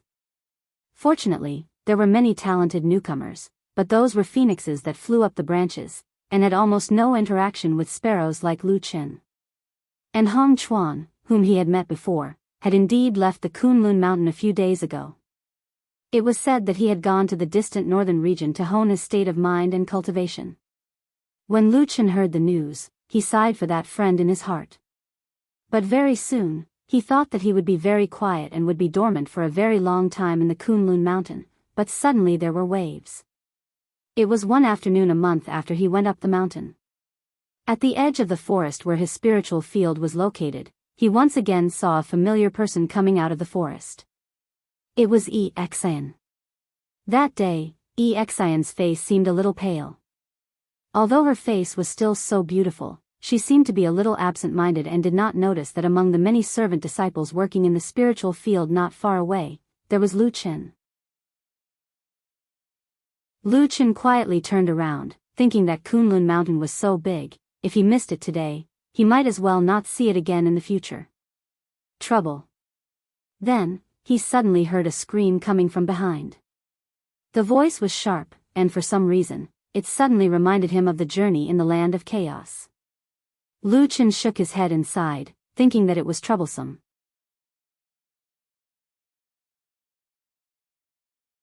Chapter 87. Lu Chen's initial reaction was to turn around and leave. He was prepared to quietly avoid her. After all, Kunlun Mountain was so big and Yi Xian did not seem to have seen him. If he missed this chance, he might not see her again in the future. But the scream that followed was indeed a little frightening. It was as if Yi Xian had suddenly seen the most terrifying thing in the world. Her scream was heart-wrenching. Lu Chen stopped in his tracks, feeling a little helpless. At that moment, his mind replayed the journey with Yi Xian in the land of chaos from beginning to end. He muttered, "It can't be. I don't remember doing anything to you. Are you so afraid to see me?" But when he turned his head to look in the direction of Yi Xian, he suddenly frowned. He saw that when Yi Xian walked out of the forest, a figure suddenly ran out from behind her and grabbed her hand. When the figure that appeared from behind appeared in everyone's line of sight, it immediately caused a commotion among the crowd of odd-job disciples who had slowly gathered to watch the show. Even the usually calm Lu Chen's expression changed slightly. At the same time, he instantly understood why Yi Xian would let out such a tragic scream. It was a man wearing the Kunlun party disciple uniform. But his face was completely destroyed. At least a dozen shocking scars remained on his face. His facial features were terrible. One of his ears was missing, his nose was gone, and there was a big cut on his chin. A terrible scar had slashed across his left eye, leaving a pitted red flesh. It seemed that this eyeball had also been destroyed. This face looked like it had been slashed countless times by a sharp blade, or had been ruthlessly gnawed on by a terrifying beast. It was completely devoid of human form. It was hard to imagine that a person who had suffered such serious injuries could actually survive that disaster.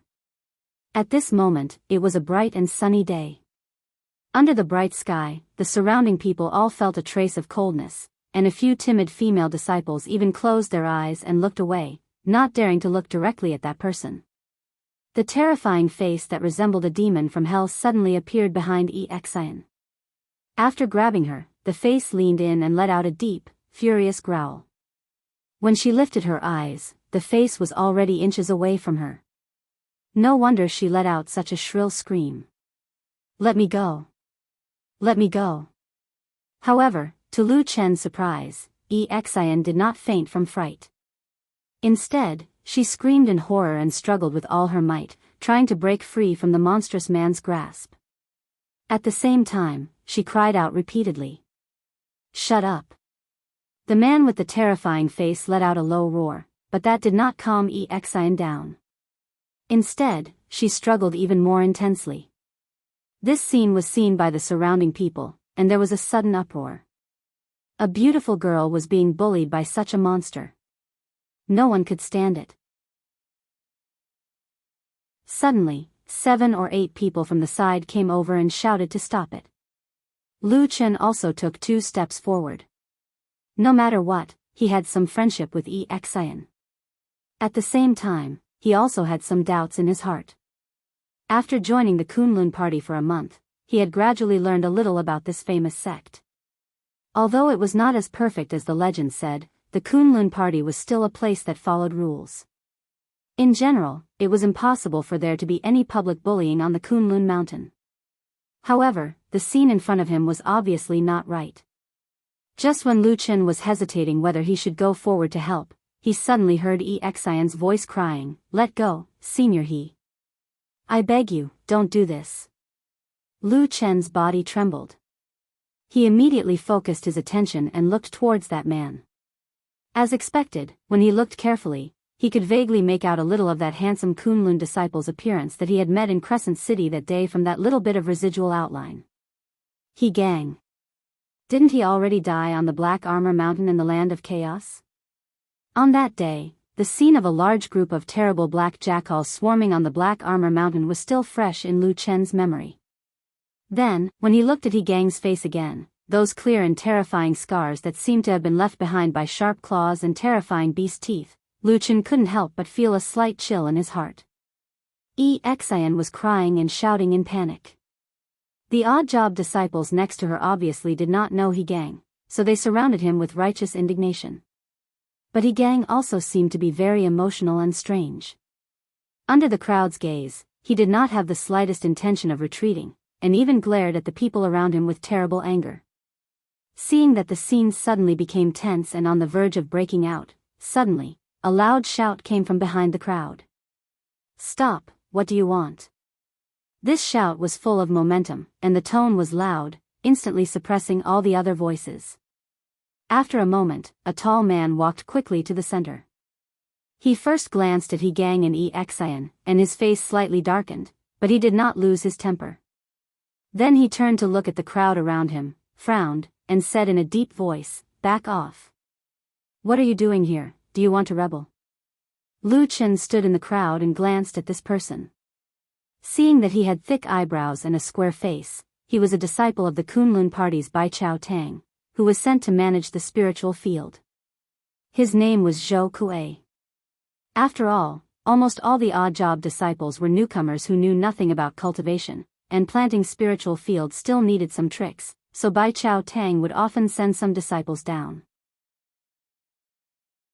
About every 100 odd job disciples would have an official disciple in charge, and at the same time, they would teach the tricks of planting and some of the most basic cultivation methods. Zhou Kuei was such a person. Those who could get such a job were basically in the foundation realm, so in the Kunlun party, he could also be regarded as an elite disciple who had reached a higher level.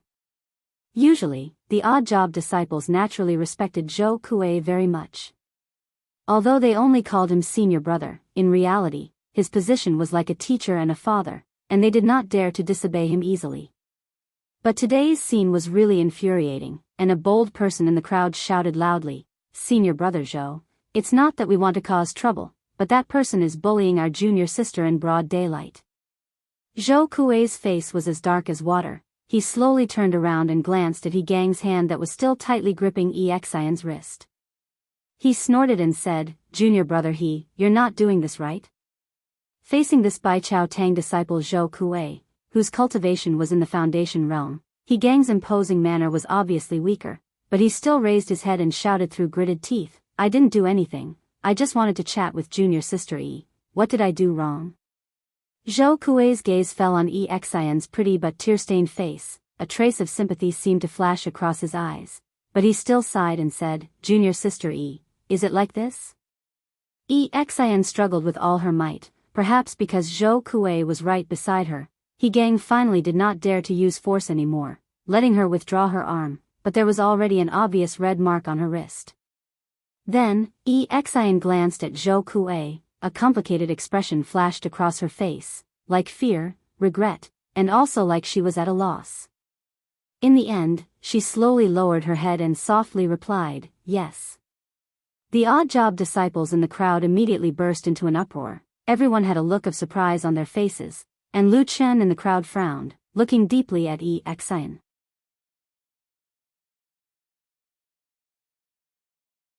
Chapter 88. The wide spiritual field that everyone was currently in was actually a flat and wide valley in the Kunlun mountain range. It was surrounded by mountains, and in the middle was a rare expanse of flat land that was rich in spiritual energy and fertile. It was a very important production area for the Kunlun party's Baichao Tang. Due to the fact that the largest mountain next to it was the Rock Mountain, this valley basin was named the Rock Mountain Valley. At this moment, the warm sunlight shone down from the sky, shining on Rock Valley. The mountain wind blew through the valley from the forest, and countless spiritual plants danced in the wind, like a magnificent wave. At the edge of the forest at the foot of Rock Mountain, the atmosphere was cold and strange. Many servant disciples gathered there, looking at the young girl with her head lowered in disbelief. Xian's panicked crying didn't seem like she was just chatting in the forest. She was obviously frightened. But in the end, the victim herself said that she was fine, so what else could they do? Zhou Kuei reacted quickly. He turned around and shouted at the servant disciples, okay. Didn't you see that junior sister E said that she was fine? What are you still doing here? Go back to work. Many janitor disciples looked at each other in dismay. Most of the new disciples were young and full of vigor. However, everyone knew that there might be some inside story behind this situation. So, under the whispers and strange gazes, the crowd slowly dispersed. After Zhou Kuei dispersed the crowd, he frowned at Gang and Xian at the edge of the forest. He wanted to turn around and leave with a straight face. Who knew that at this time, Xian suddenly ran a few steps towards him and said, Senior brother Zhou, I'll go with you. Zhou Kuei's body trembled slightly. Before he could say anything, Gang, who was behind him, already said loudly, Junior sister E, I still have something to say to you. Xian didn't even look at him. She looked at Zhou Kuei with pleading eyes. Zhou Kuei was silent for a moment, then nodded his head and said to Xian, okay. Xian immediately looked happy and nodded. Gang was shocked, Senior brother Zhou, what are you doing? Zhou Kuei's eyes flashed with a trace of impatience. He turned to look at Gang and frowned, Junior brother everything should be done in moderation. Besides, junior sister E has something to do with me. Are you trying to discipline me? Gang subconsciously flinched under Zhou Kuei's piercing stare. After a moment, he seemed to grit his teeth and glanced fiercely at Xian, then turned around and left without a word. As Xian watched Gang leave, she finally heaved a sigh of relief, as if a heavy burden had been lifted from her shoulders. Zhou Kuei saw her expression and his eyes softened. He asked softly, Are you all right? Are you all right? Xian nodded silently. Zhou Kuei said, Let's go. He walked forward. Xian silently followed beside him, but after walking for a while, she suddenly heard Zhou Kuei's voice, Junior sister E, you still have to think of a solution for this matter yourself. Xian raised her head to look at Zhou Kuei in a daze, only to see that Zhou Kuei was not looking at her. Instead, he was looking straight ahead, but he said in a voice that only she could hear, I have known Senior He for many years, and I know that his talent are extraordinary.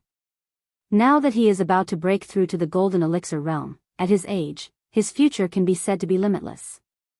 He turned around with a sympathetic expression mixed with some helplessness. It doesn't matter if I help you once in a while. Senior brother He will probably just smile when he hears it. But if I help him again and again, I'm afraid he won't like it. Do you understand? Xian's face turned pale. After a while, she lowered her head and said in a low voice, I understand. At this moment, she seemed to be in a daze. Her face was as pale as paper. She seemed to be trapped in some kind of fear for the future, so much so that she didn't notice that in a spiritual field not far from them, Lu Chen was standing there thoughtfully looking at her figure. The Kunlun party was a famous sect with many rules. But after so many years, it wasn't that it didn't care about human feelings. Living in the mountains was hard and cultivating was boring, so the sect didn't strictly forbid its disciples from leaving the mountain.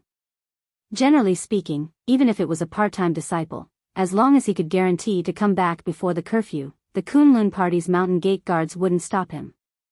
However, it was precisely because of the curfew that anyone who violated it would be severely punished. Therefore, unless they received orders from the sect to go out, most people could only stroll in Kunwas City at the foot of the mountain. However, the Kunlun mountain range was very vast. Generally, the disciples who were assigned to cultivate or work on the mountains far away from the mountain gate of the southern foothills would need several hours to reach the mountain gate if they didn't have the ability to fly fast. In fact, they wouldn't be able to go down the mountain. The Shirpan Valley where Lu Chen lived was about 2 hours away from the mountain gate of the southern foothills. It wasn't far, but it wasn't close either. As long as he could squeeze out some time, he could go to Kunwas City for a stroll. In Kunwas City, the fatty old Ma's Black Hill Pavilion was naturally the place he often went to. The remote and quiet alley was as deep and serene as before. It seemed that no matter how many years passed, there wouldn't be a single customer. Old Ma sat on the threshold with a somewhat sad expression. He sighed and said, Alas, when will there be any business? Don't think about it. Sitting behind the counter in the room, Lu Chen yawned lazily and said, Just give up. You're not cut out to do business. Old Ma spat and said indignantly, Bullshit. Your father, was born to be a genius. In the future, I'll definitely do something big and earn a fortune that can rival a country. At that time, you can just wait to kneel in front of me. Lu Chen said, Wake up. It's not dark yet. Stop dreaming. Old Ma muttered.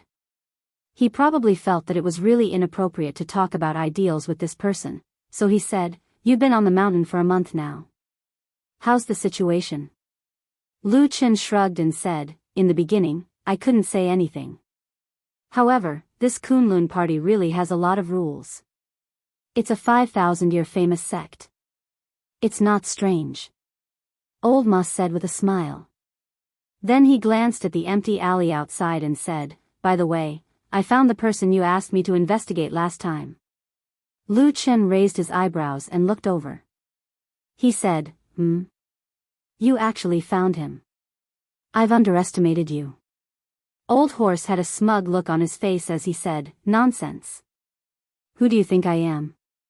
As long as I want to investigate, there's nothing on this Kunlun mountain that I can't figure out. Lu Chen was too lazy to care about this guy's bragging.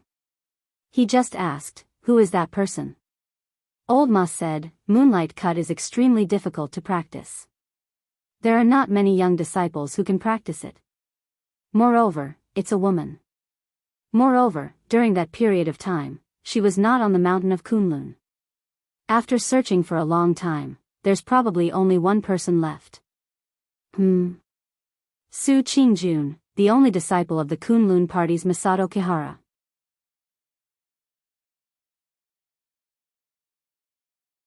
Chapter 89. Muyuan? Lu Chen frowned slightly. After pondering for a moment, he asked with a strange look in his eyes, The one from the Tieji branch? Old Ma nodded and said, That's right. That old man is one of the 4 Yuanying Jinren of the Tieji branch of the Kunlun party. He's also recognized as the strongest in Taoism and divine powers. It's not an exaggeration to say that he's the leader of the Tieji branch. Lu Chen nodded and said, what about Su Qingjun herself? Old Ma said, she's very outstanding. She's extremely talented. It's said that she's one of the top 4 pillars. She can be said to be very gifted. Her progress in Taoism is very fast and she's worthy of the word genius. She's only 22 years old, but she's already at the peak of the foundational state. Among the young foundational state disciples of the Kunlun party, there are about a dozen of them who've reached the peak of the Jin Dan state and are only one step away. But the most famous ones are Su Qingjun, He Yi, Song Huaisong, and Feng Yu. At this point, Old Ma paused and looked at Lu Chen.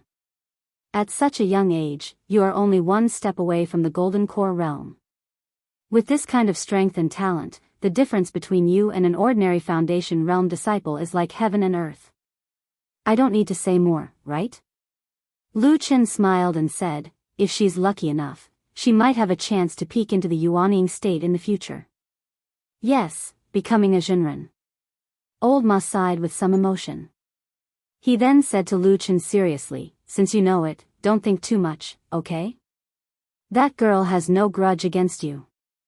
She didn't really hurt you in the land of chaos.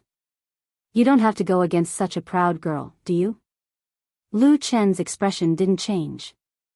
It seemed that he didn't take this matter to heart. He said casually, I don't plan to do anything to her. I'm just curious. Old Ma stared at him for a moment, then snorted and said, that's not necessarily the case. You're full of evil tricks, sinister and cunning. Who knows what you'll do later? Let me tell you, although Kunlun's iron branch is weak, there are still 4 Yuanying Zhenren sitting there. A genius disciple like Su Qingjun would have a limitless future. Tai Ji would definitely protect her like a precious treasure. Don't look for trouble. Pay. Lu Chen spat and said, I came to Kunlun Mountain for the sake of the common people of the world, the righteous path of life, yet I had no choice but to risk my own safety to do such a dangerous thing. Why do you, this servant, always regard me as someone who is worse than the devil cult? Old Ma said seriously, you're right, that's the truth. As he said this, he suddenly lowered his head to avoid a stool that flew towards him. Then he looked around and smiled, oh yes, where's Atsu? Why don't I see it? I just brought a bag of meat bones for it. It's chewing on it in the backyard. Lu Chen said. This black dog's appetite seems to be very big. It's eating me poor. Hurry up and bring it up the mountain. Wait for another 2 months. I'm not familiar with it yet. Lu Chen said casually, oh yes, there's one more thing. Help me check it out. It's about the girl from the Yi family I told you about last time. As he said this, Lu Chen told Old Ma about the scene he saw at the spiritual field in Sherpan Valley. In the end, he frowned and said, He Gang didn't die. And looking at Yi Xian, she seems to be afraid of him. I'm afraid there's something strange about it. Okay, leave it to me, Old Ma said with a smile. Lu Chen stood up, looked at the sky, and said, all right, I'm not going to talk to you anymore. I'm going back to the mountain. Old Ma nodded and watched as Lu Chen walked to the door. Just as he was about to step over the threshold, Old Ma suddenly said, there's something you might not know. This year, the Kunlun Party's Immortal Appraisal Conference had a great harvest. The Kunlun Party had recruited many talented 3 pillars and even 4 pillars. However, there's one thing that the Kunlun Party suppressed. Lu Chen's body trembled slightly. He turned to look at Old Ma.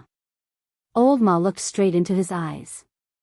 For some reason, there was a complicated and incomprehensible light in his eyes. He said softly, I heard that during the conference, they found a rare, 1 in a million peerless genius. That person had all 5 elements, and there were 5 pillars on the Sea of Qi. Lu Chen's expression changed slightly. It seemed that even a calm person like him was startled after hearing about this matter. But very quickly, a trace of a smile appeared on his face. A self-deprecating smile appeared on his face. Amazing, a 5 pillars genius. He murmured, then raised his head to look at the sky. He said lightly, just like me, isn't it? Old Ma was silent. It was already evening when he returned to the mountain. When Lu Chen walked through the mountain gate and walked along the mountain path to his residence at the foot of Shirpan Mountain, the sky gradually darkened. Night came. At night, Kunlun Mountain was still majestic, but it was less majestic than during the day, and more distant and deep in the night. Each mountain peak was like a silent giant, quietly standing in the darkness, quietly watching Lu Chen walk between the mountains. Unknowingly, there was no one else on the mountain path. Only Lu Chen walked alone. The night was somewhat desolate, and the mountain wind was somewhat cold. It whistled past, and the faint starlight shone on the ground.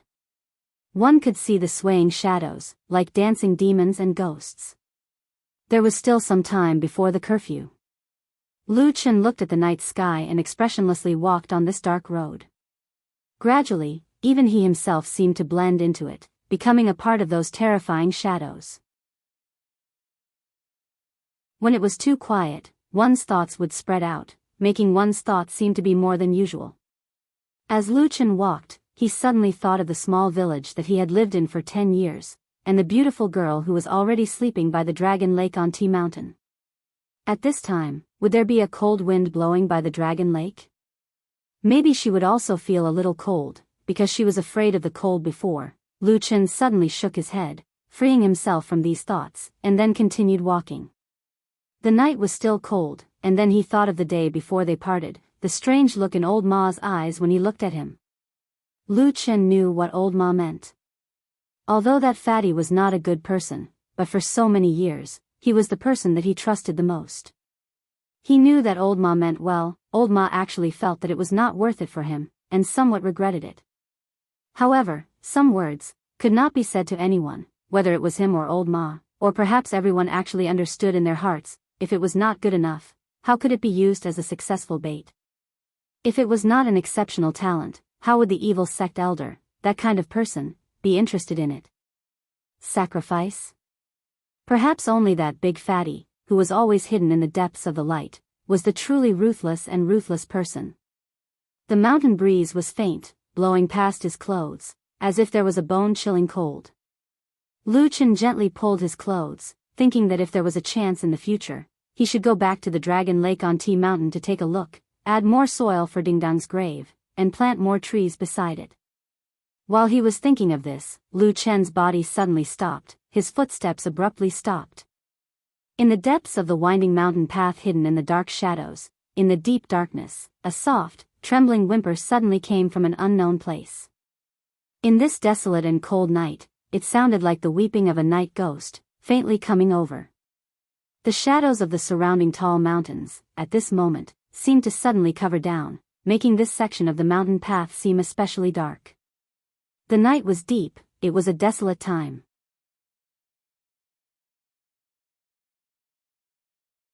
Chapter 90. The voice was intermittent and trembling, and it seemed especially ghastly and terrifying amidst the dark night and cold mountain wind, causing one to be unable to help but feel a chill run down one's spine.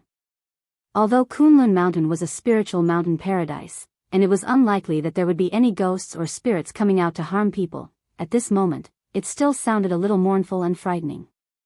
What if there really was a hidden demon or ghost on this mountain? Lu Chen stood where he was, his brows slightly furrowed. He listened attentively for a moment, then said to himself, "It seems to be a female ghost." After saying that, he continued to walk forward, his pace slightly slower than before. At the same time, his eyes kept looking around the mountain path ahead, as if he was looking for something. The mountain path in the night was empty. Dark shadows swayed, as if there were strange gazes hidden in the trees and bushes on both sides of the road, staring at Lu Chen's figure in the darkness.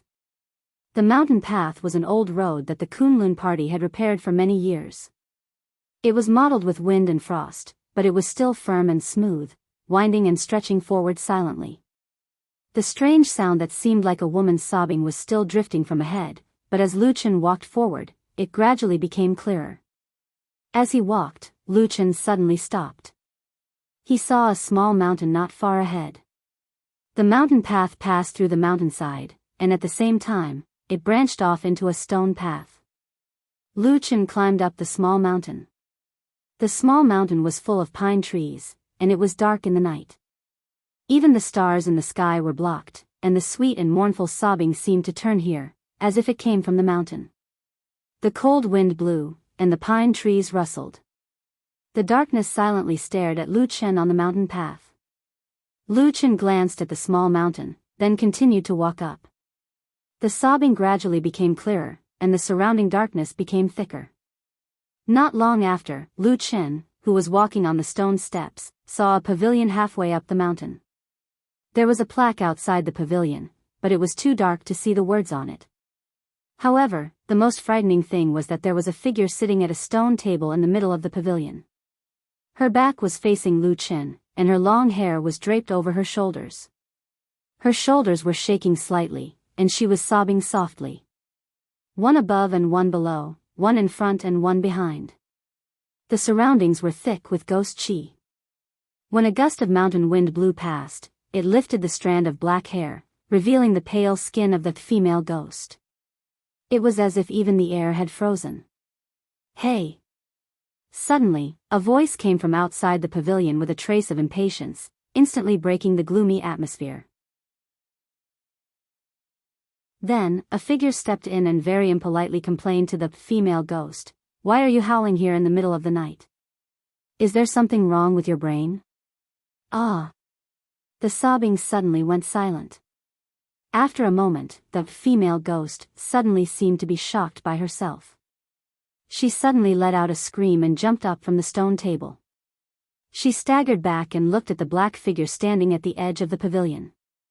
Her trembling voice stuttered, You, don't, come here. Ghost. Even ghosts are afraid of ghosts?" Lu Chen snorted unhappily and casually lit the fire lighter he carried on his body. The moment the fire lit up, it illuminated the faces of the two people in the pavilion. The frightened face of the woman on the opposite side flashed there.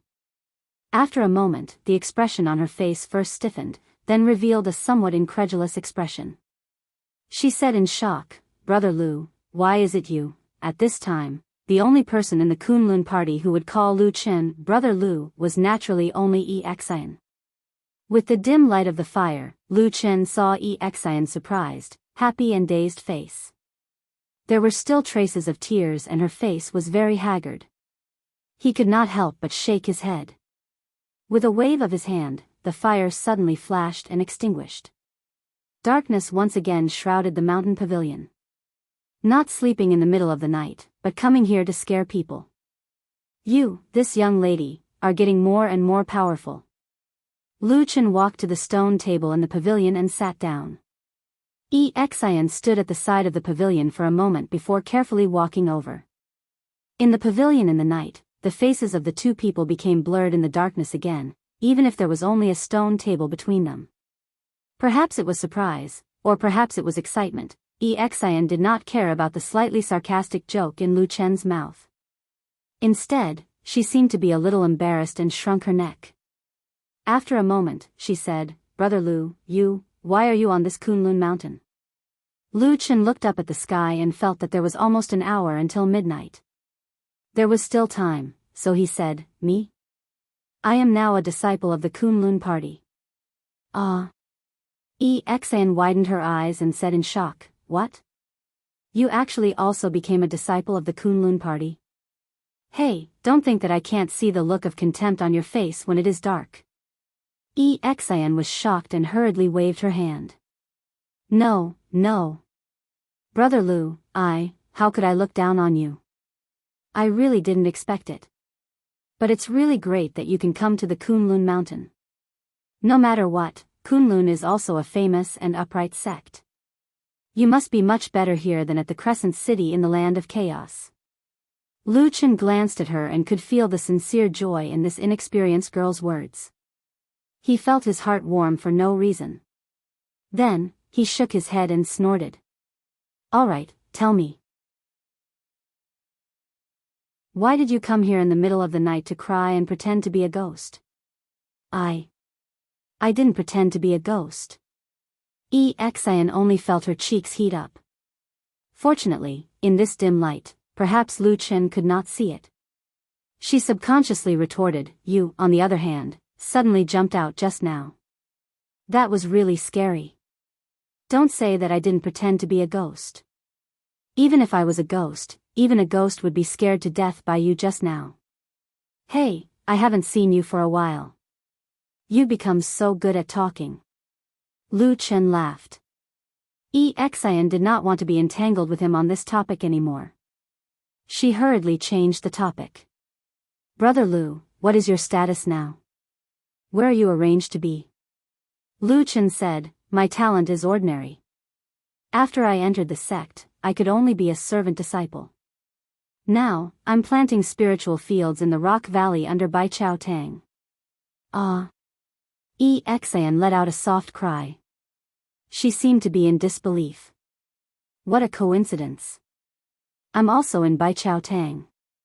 It's really too, Her voice suddenly paused. Looking at Lu Chen, the smile on her face slowly disappeared. After a while, with some caution, she whispered to Lu Chen, Brother Lu, today, during the day, I stood in the spiritual fields and watched you come out of the forest. Then, I saw you entangle with Yi Gang until you left. Lu Chen said lightly. Xian was speechless. After a while, she heard Lu Chen sigh. Alright, now can you tell me what exactly happened?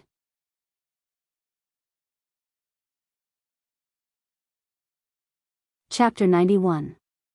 The night was dim and the mountain breeze was gentle. Although it was a bit chilly, for some reason, it was no longer as gloomy as before. Instead, there was some warmth. Perhaps people were like this. As long as someone was with them, they would feel better. Loneliness was the deepest fear in the bottom of their hearts. Therefore, after a moment of silence, Xian finally told Lu Chen what had happened during this period of time. After returning to Kunwa City from the land of chaos, the Yi family, who were anxious because she had secretly left home, was naturally overjoyed. Although they scolded her a few times, they were glad that nothing serious had happened. However, there were 3 people who had left, but only one person was left when they returned. Moreover, the other 2 were genuine Kunlun disciples. Of course, this matter couldn't be easily brushed aside. Soon, someone from the Kunlun party came down to inquire about this matter. Xian truthfully told them what happened on Black Armor Mountain. At first, everyone sighed with emotion and didn't think too much about it. Even He Gang's elder brother, senior martial brother He Yi, who was well known in the Kunlun party, came over. In the end, he also left in silence and didn't make things difficult for Xian. No one believed that a little girl like Xian, who hadn't even formally entered the Kunlun party, would have the intention or ability to harm those 2 people. The following days were peaceful for a period of time. Soon, it was time for the Kunlun party's immortal appraisal assembly. At this time, a message from Jean Dan Friar, who had taken a liking to Xian, came from Kunlun Mountain. The gist of the message was that Dongfang Tao, a Daoist expert, had suffered more serious injuries than expected. He still had to go into closed-door meditation for a period of time, and it was unknown when he would come out. However, Xian was already of age. If she didn't go up the mountain to learn martial arts, she would probably be delayed. Therefore, according to Dongfang Tao's arrangements, the Yi family sent Xian to Kunlun and she successfully entered a sect. In the end, Dongfang Tao arranged for her to become an official disciple in Baichao Tang. Speaking of which, the status of an official disciple was much higher than that of a servant disciple. An official disciple only needed to cultivate and did not need to do any work to obtain cultivation resources. Of course, the prerequisite for such treatment was that one had to be talented enough and have a strong background. In short, up to this point, Xian had been living a good life.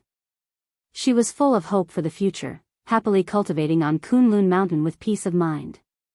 But a month later, the situation suddenly changed. He Gang, one of the 3 from that day, actually returned. According to him, he was surrounded by a pack of terrifying black jackals and crazily gnawed on him. Later, he accidentally fell off a cliff and happened to fall into a pool of water below. That was how he managed to escape. Even so, He Gang still suffered greatly. Not only was his handsome face completely ruined, his vitality was also greatly damaged. His cultivation was mostly gone and there were many serious injuries on his body. When he was discovered at the foot of Kunlun Mountain, he was already on the verge of death. No one knew how he managed to make it back. Fortunately, he had a powerful brother, He, who loved him dearly. When he found out about this, he immediately tried his best and used many good medicines and miraculous pills to save him. He even recovered most of his cultivation, which was a great fortune amidst the misfortune. But from then on, He seemed to have suddenly changed into a different person, perhaps because he had received too much stimulation in the land of chaos. His personality was abnormally extreme, and he often quarreled and provoked others. Others, on account of his pitiful experience and He's face, would usually give him some leeway. Then, discovered Xian, who was also on Kunlun Mountain. It was hard to imagine what He was thinking when he saw Xian. But Xian was very surprised at first. Although she was a little afraid when she saw He's terrifying face, she was still happy that he had survived. But He's reaction was beyond Xian's expectation. When he saw Xian, he was stunned for a long time before he stepped back.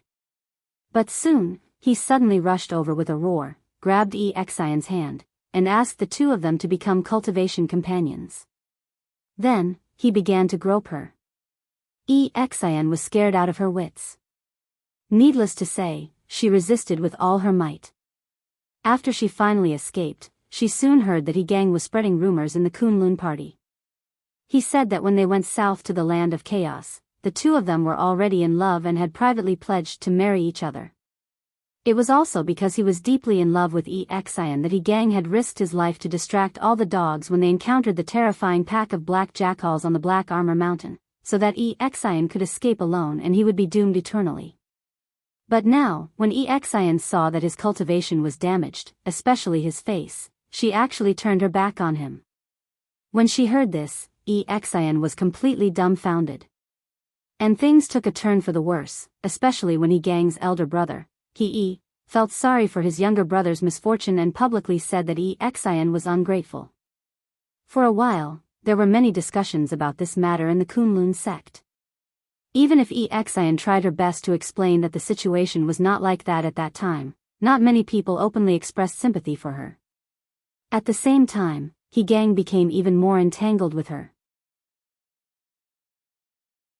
He came to harass her every 2 or 3 days, and insisted that she become cultivation companions with him. The scene that Lu Chen saw at the edge of the forest in Carefree Valley during the day was the scene that had been repeated in the past few days. Hearing this, Lu Chen finally understood and did not speak for a while. It was quiet inside and outside the mountain pavilion at this moment, only the light sound of the wind could be heard. Xian quietly looked up at Lu Chen, but found that sitting across the table, he was looking at her with a pair of bright eyes, and the expression in his eyes was a little strange. "Brother Lu, why are you looking at me like that?" For some reason, Xian suddenly felt a little guilty and carefully asked. Lu Chen looked at her, thought for a while and asked, "Before I met you, there was really nothing between you and He, right?" "No, really." Xian suddenly stood up, looking anxious, and loudly said, "Brother Lu, I swear to the heavens, there is absolutely no love affair between me and Senior Martial Brother He.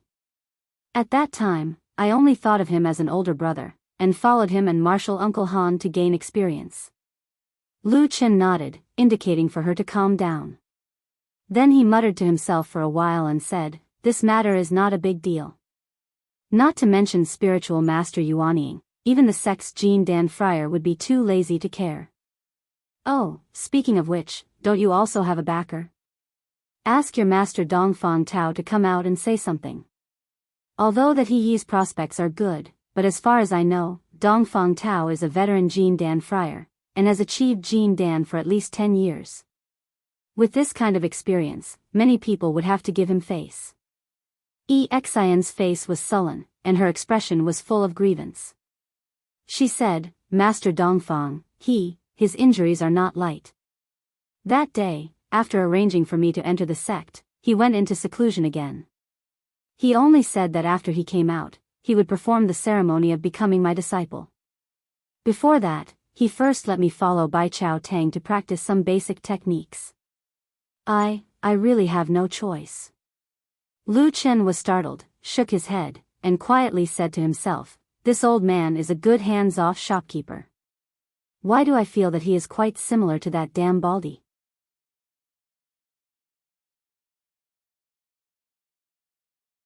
Chapter 92. Xian didn't hear him clearly. She asked, "Brother Lu, what did you say?" "Oh. Nothing." Lu Chen thought for a moment and said, "Did you tell your family? Your clan can be considered an aristocratic family in Kunwa City. After so many years, you must have a good relationship with the Kunlun party. Could you ask your elders to find someone to talk to you?" Xian smiled bitterly and said, "I did. My family also asked someone to speak on my behalf, but..." Her voice became gloomy and she said softly, "Our clan's current situation is just so-so." Xian didn't say anything else and Lu Chen didn't continue asking. Some principles had been the same since ancient times. Even if the world changed, it was still very difficult to change. Perhaps the clan had produced outstanding talents a long time ago and passed down the clan's foundation, but the world was very realistic. Now that you were weak, your voice naturally wouldn't be loud enough. Even friendships would slowly fade with the passage of time. A powerful Jin Dan friar was enough to establish a clan that could be passed down for generations. He was such a genius that everyone thought highly of. They believed that he would definitely become Jin Dan in the future. Many people even believed that he might have a chance to become the incomparably powerful Master Yuanying. With the existence of such a figure, it was obviously not worth it for those who were not interested in fighting against him for an ordinary family that had nothing to do with them. What's more, from the beginning to the end, he had never stepped forward to make things difficult for Xian. It was just that his brother admired the girl, so he pursued her wholeheartedly. It wasn't a matter of fighting and killing, so how could he intervene? This matter seems quite troublesome. Lu Chen sighed softly and said to Xian. Xian wiped the tears from the corners of her eyes and said, "Brother Lu, since you're so powerful, can you help me?" Lu Chen looked at Xian and saw that she was sitting there looking at him with eyes full of expectation. After a while, Lu Chen suddenly smiled and said, "Why should I help you? What's in it for me?" Xian was stunned as if she didn't expect Lu Chen to suddenly say something like this. After a while, she stammered, Brother Lu, No, I don't know. I think you're a good person and you treat me very well. I thought you'd help me." Lu Chen laughed involuntarily and said, "Who told you that I'm a good person? You're too simple-minded. No wonder you're being forced." Xian's face was bitter as if she didn't know what to say. In the end, she could only mumble, I just thought that Brother Lu helped me when we were in the disorienting lands, so I think you're a good person." Tisk. Lu Chen was speechless for a moment. He shook his head and thought for a while before saying, "In any case, I'm not the kind of person you think I am. I can't work for free. If you want me to help you solve this matter, you'll have to pay me something." Oh, that's what I should do," Xian said repeatedly. "Brother Lu, what do you want?" "As long as I have it, I'll give it to you." Looking at her anxious expression, it was obvious that she wanted nothing more than to get rid of He Gang's entanglement. It was obvious that she was about to go crazy. "If that's the case, then repay me with your body," Lu Chen said. Xian was instantly dumbstruck. Her mouth was wide open as if she had turned into a stone. After a moment, she suddenly saw a faint smile hanging on the corner of Lu Chen's mouth. Only then did she suddenly come back to her senses. She stomped her feet in embarrassment and anger, and said angrily, "Big Brother Lu, what are you doing?" Lu Chen smiled and said, "What's wrong? You can't take it after just one sentence?" Lu Chen said, "I saw that when He Gang came to pester you, you looked embarrassed, angry, and panic-stricken from beginning to end. You didn't even have the strength to fight back. Are your feelings then the same as now?" Xin seemed to understand, but her cheeks still felt a little hot. She said in a low voice, more or less. Humph. Lu Chen sneered with a bit of undisguised mockery. Xin suddenly felt that her face was even hotter. Then she heard Lu Chen say, I'll help you with this matter, but I haven't thought about what the reward will be. I'll owe you for now. Just remember to help me with this matter in the future. Okay. Hearing Lu Chen's words, Xin suddenly felt that she had seen a ray of light in the darkness. She hurriedly agreed and then looked at Lu Chen with a face full of expectation, as if she had seen an omnipotent god. Her gaze was so hot that even a thick-skinned person like Lu Chen couldn't bear it. He glared at her and then said, I've thought about this matter from beginning to end. I think your biggest problem now is that you have no way to ask for help. If your Jin Dan stage master comes out, maybe you won't be in such a difficult situation? Xin said without hesitation, of course, Master Dongfang loves me the most. If he comes out, he definitely won't sit idly by. Well, then it's clear.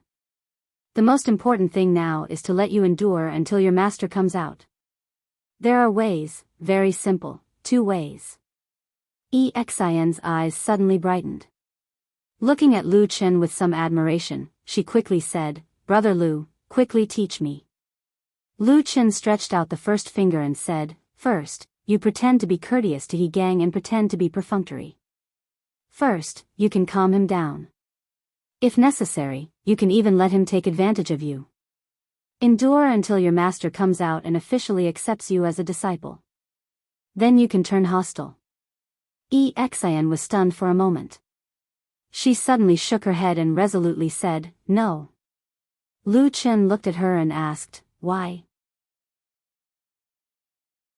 Xin's face was full of disgust and said, That person is so disgusting now. Every time he comes to pester me, he talks and does things like he wants to eat me.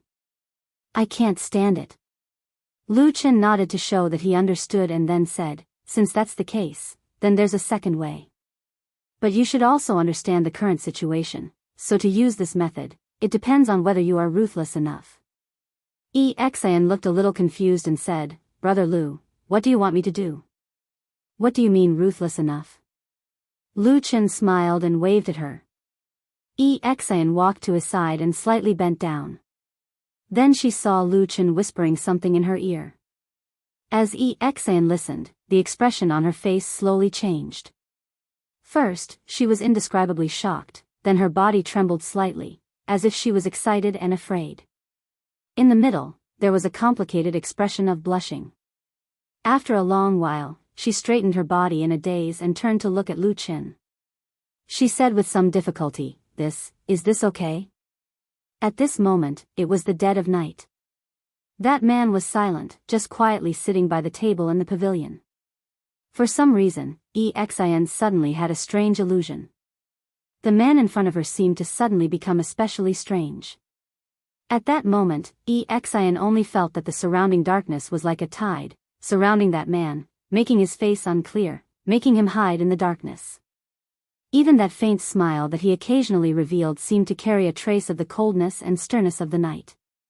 After a while, sitting in the darkness, Lu Chen said indifferently, I already said, I'm not a good person.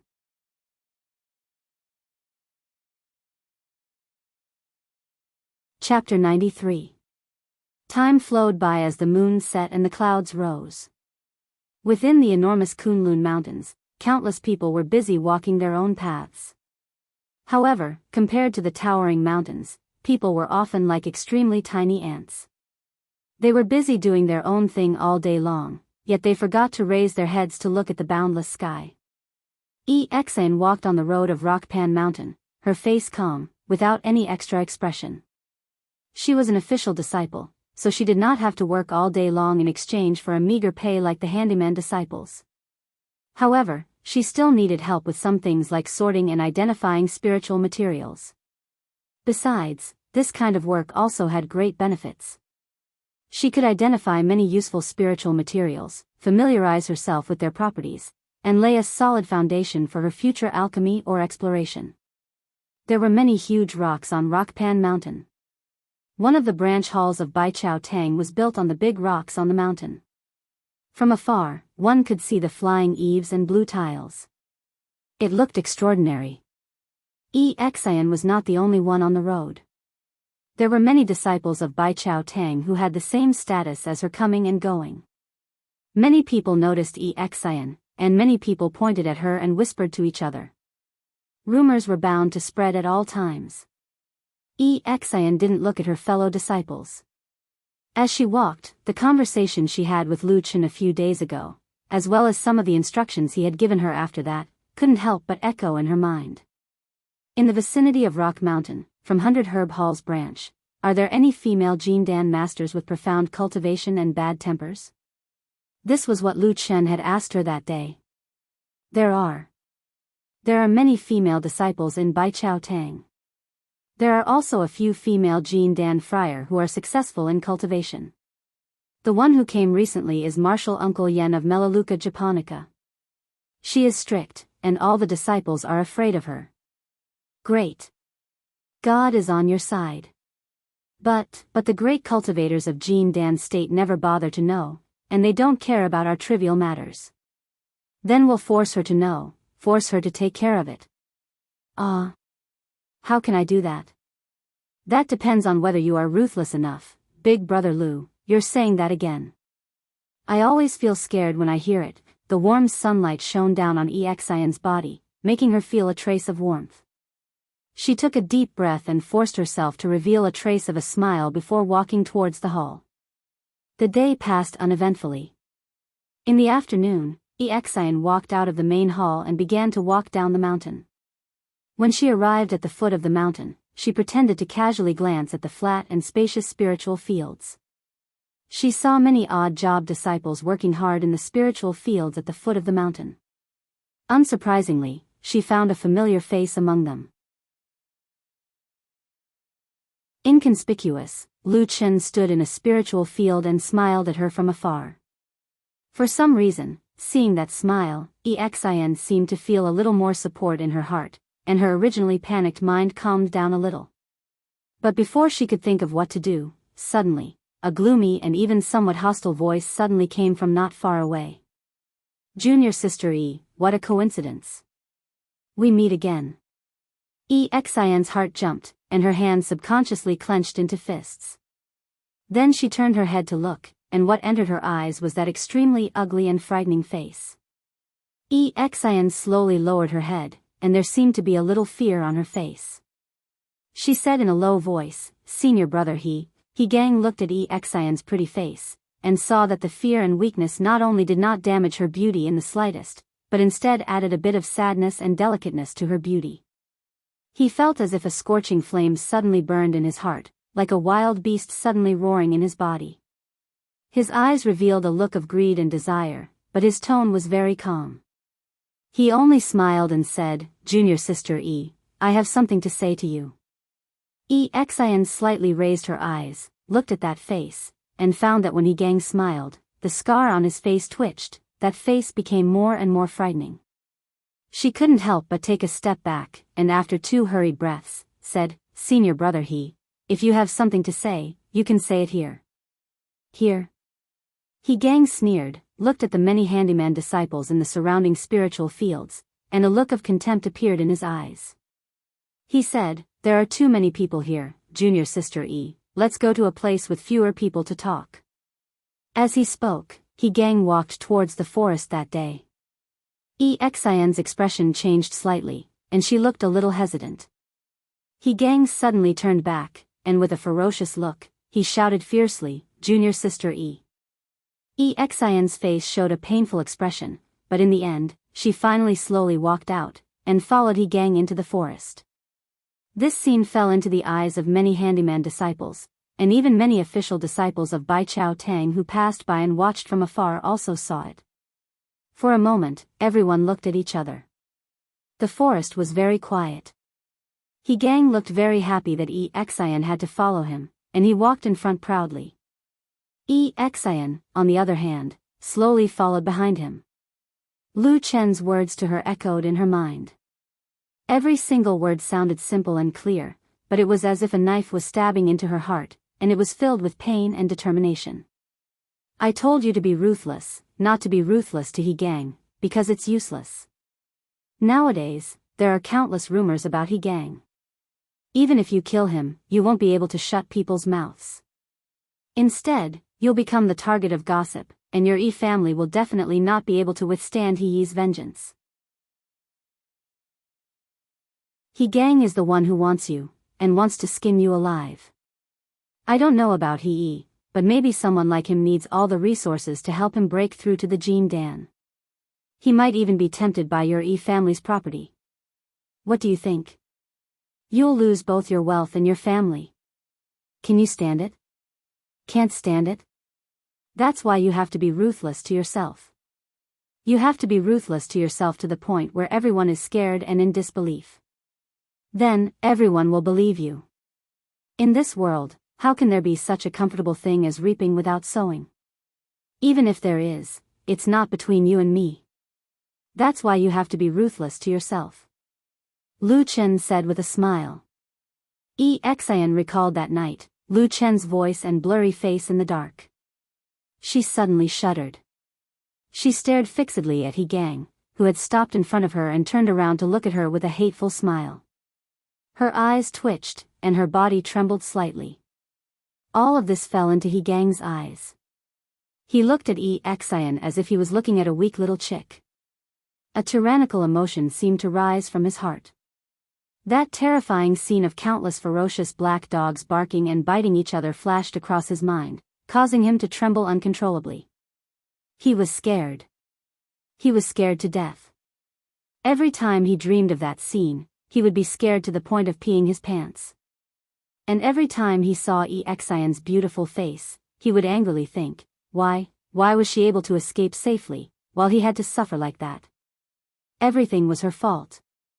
I want to let her taste that kind of pain. Ruthlessly ravage her, torture her, make her scream in pain. He crazily imagined it, as if this was the only way he could feel uncontrollable pleasure. It was at this time, He Gang heard Yi Xian open her mouth, and with a trembling voice, she said, Senior brother, don't force me like this, okay? That young girl seemed like she was about to cry. There were tears in the corner of her eyes, and as if she had gathered all her courage, she said this to him.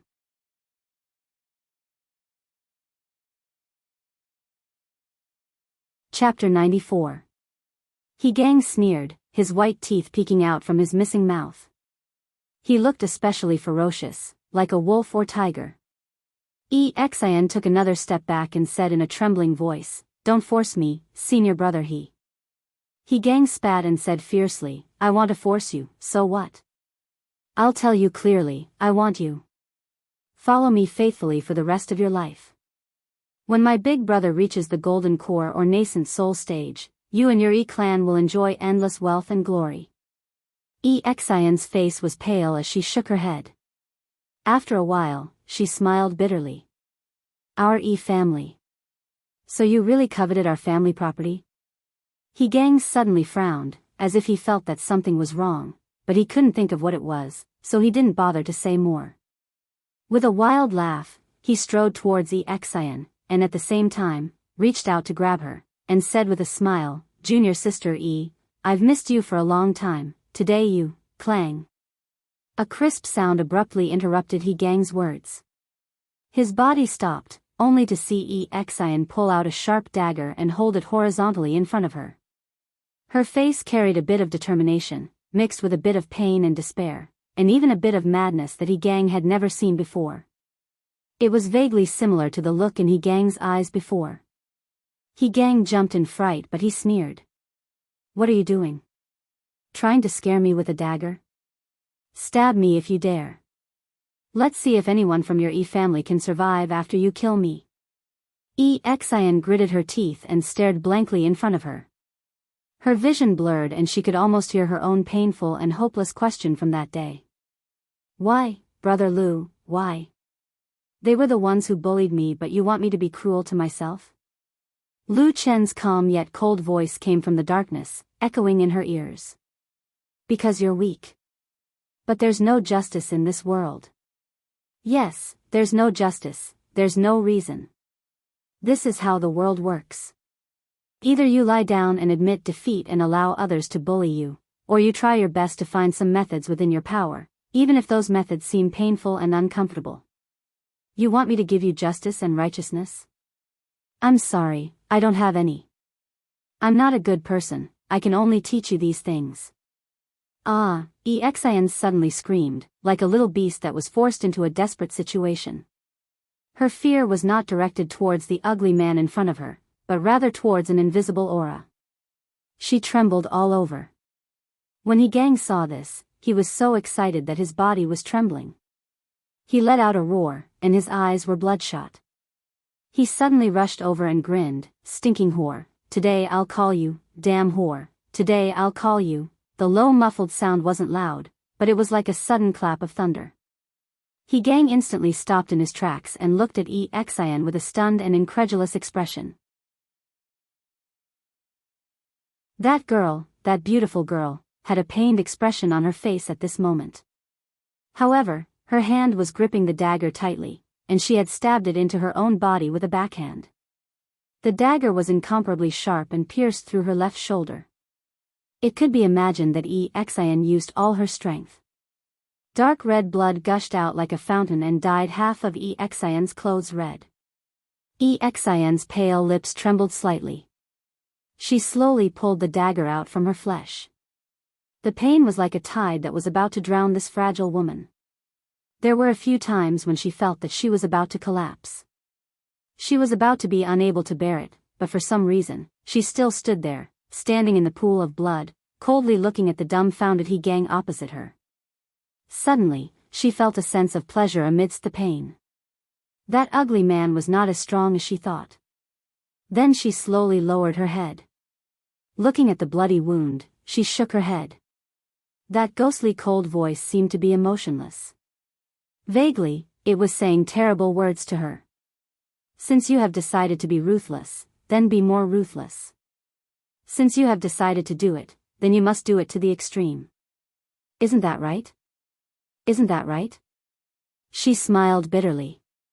Within the bloody light, there was a terrifying decisiveness that shouldn't have been present at her age. She suddenly screamed, and then held the blade upside down. She suddenly flipped it over and directly cut off her own flower-like, jade-like face. Jianghu was scared silly. At this time, he was really scared out of his wits. He stood there, dumbfounded at this bloody scene. He was completely at a loss, and his mind was blank. The feeling of the cold blade cutting through flesh made one's body feel like it was going to fall apart. Xian's body trembled non-stop. She gasped for breath, as if this was the only way she could persevere. But in her weak body, there seemed to be an unimaginable terrifying power that kept her going until now. Fresh blood dyed her body red. It was a ghastly sight to behold. However, she was like a phoenix rising from nirvana in the pool of blood. She looked down at the ugly man from above and saw the fear in his eyes. Thus, there was a bit of contempt in her eyes. She thought to herself, so, what Brother Lu said was true. She laughed maniacally, shook her head, and did not look at Jianghu again. She suddenly raised the dagger and slashed her clothes, directly cutting several wounds on her body. In an instant, blood spurted out. Then, she threw the dagger away and used her hands to tear open her clothes, revealing a piece of originally snow-white soft skin that was now dyed red with blood. The beautiful body that was hidden under the clothes looked unusually bright red, and there was a kind of tragedy that could not be looked at directly. Then, she raised her head again.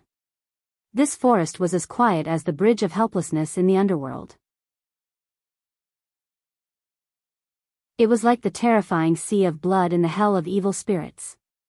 She didn't know why, but there was suddenly a relieved smile on her face. She just smiled like that. Then, she suddenly let out an incomparably sharp scream. She staggered out of the forest. Along the way, blood flowed all over the ground, dyeing the entire road red. Jianghu still hadn't come back to his senses. He stood there in a daze. His eyes fell on the dark red pool of blood on the ground. It seemed that he still hadn't broken free from the tragic scene that had just occurred. After a while, outside the forest, there was a sudden commotion. Some people cried out, some people shouted angrily. There was also a woman's voice that was already crying. Someone, quickly come and save junior sister E. Medicine. Who has medicine to stop the bleeding? Why is she bleeding so much? No, quickly go to the mountain and ask Marshal Aunt Yen to come down. Only she can save junior sister E. In the midst of the chaos, the commotion became bigger and bigger. It seemed to gradually converge into a raging tide, crazily surging in all directions. In the spirit field behind the crowd, a man stood far away and watched this terrifying scene from beginning to end. When the crowd gathered, he expressionlessly raised his head and looked at the sky. The sky was blue and cloudless. Today was a sunny day.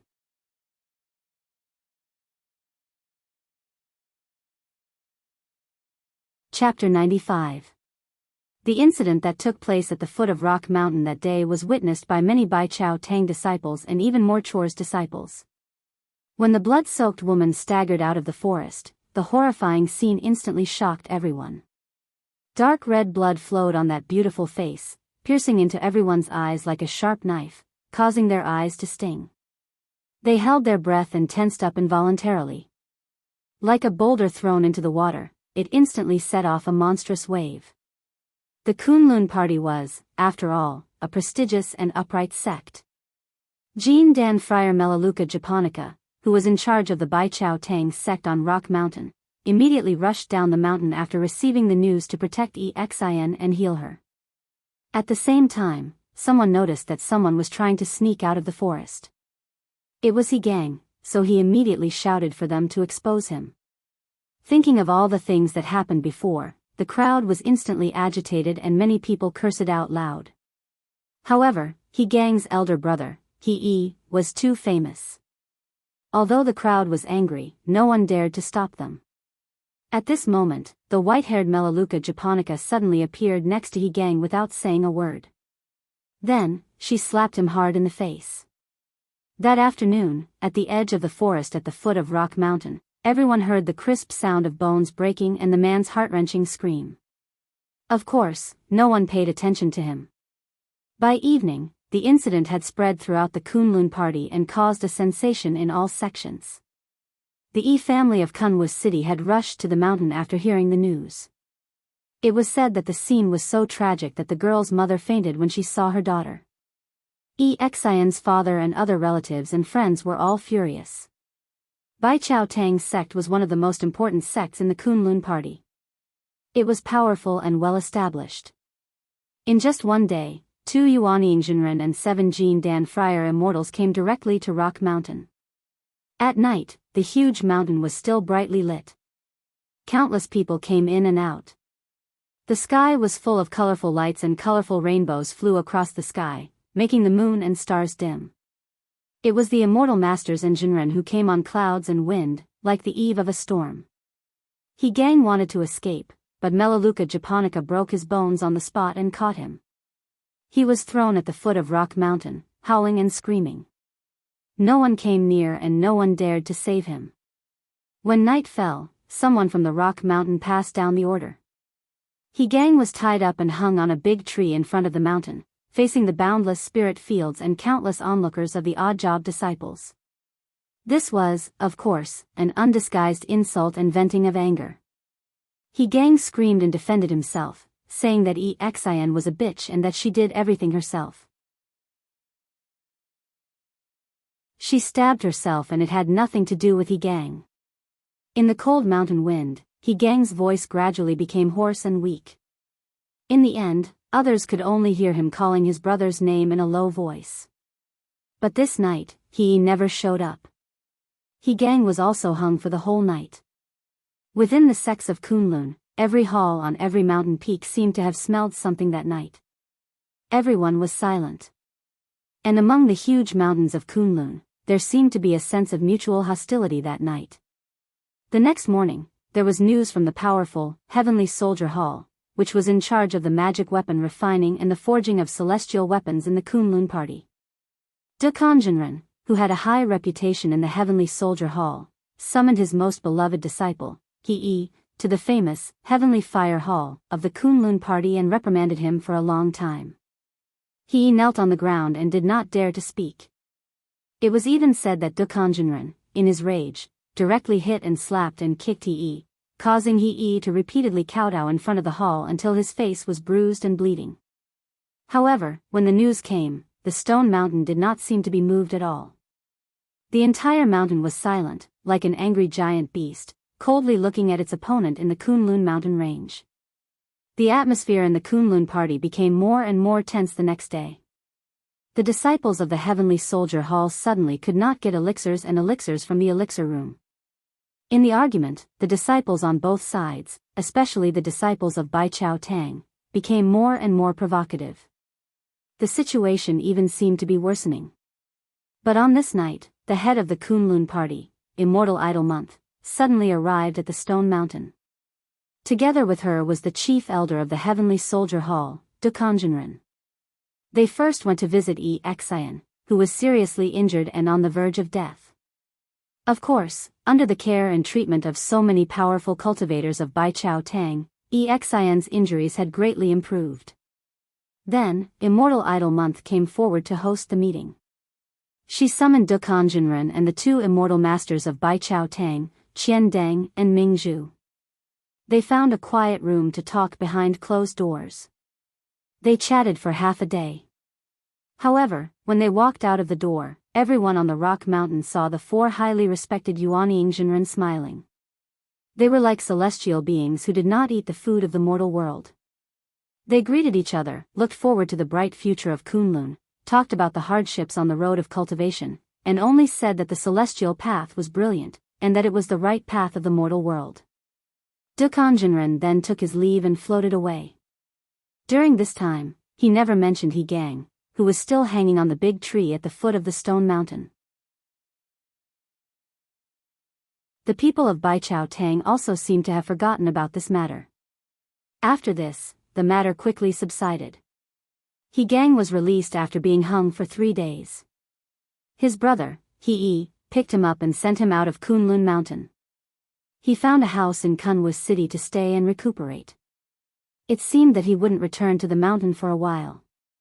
After finishing this matter, He immediately announced to everyone that he would follow his master's order and immediately go into closed-door training to comprehend and break through the incomparably difficult Jin Dan realm. Everything was like a breeze blowing. After the turbulence, it finally gradually calmed down. The majestic Kunlun was still the same as before. Everything was as usual. Late at night, the stone mountain was no longer as lively and tense as it was a few days ago. After the lights dimmed, there was only silence. It was unknown how many people had entered the land of dreams at this moment. The darkness of the night seemed to be everywhere. A shadow that blended with the darkness quietly moved forward in the darkness. It silently passed through the houses, bypassed the guards, and finally stopped outside a house in the depths of the mountain. The window was gently closed. As if the night wind blew in, it made a squeaking sound and swayed a little. On the bed in the house, Xian turned over and rubbed her eyes sleepily. Suddenly, her body trembled and she sat up abruptly. She found that there was suddenly an extra shadow beside her bed. But before she could scream, a large hand had already covered her mouth, forcing her to swallow all her cries. You're tuning in to the Carefree Valley YouTube channel. Don't forget to subscribe and join us on this journey to catch the most captivating stories.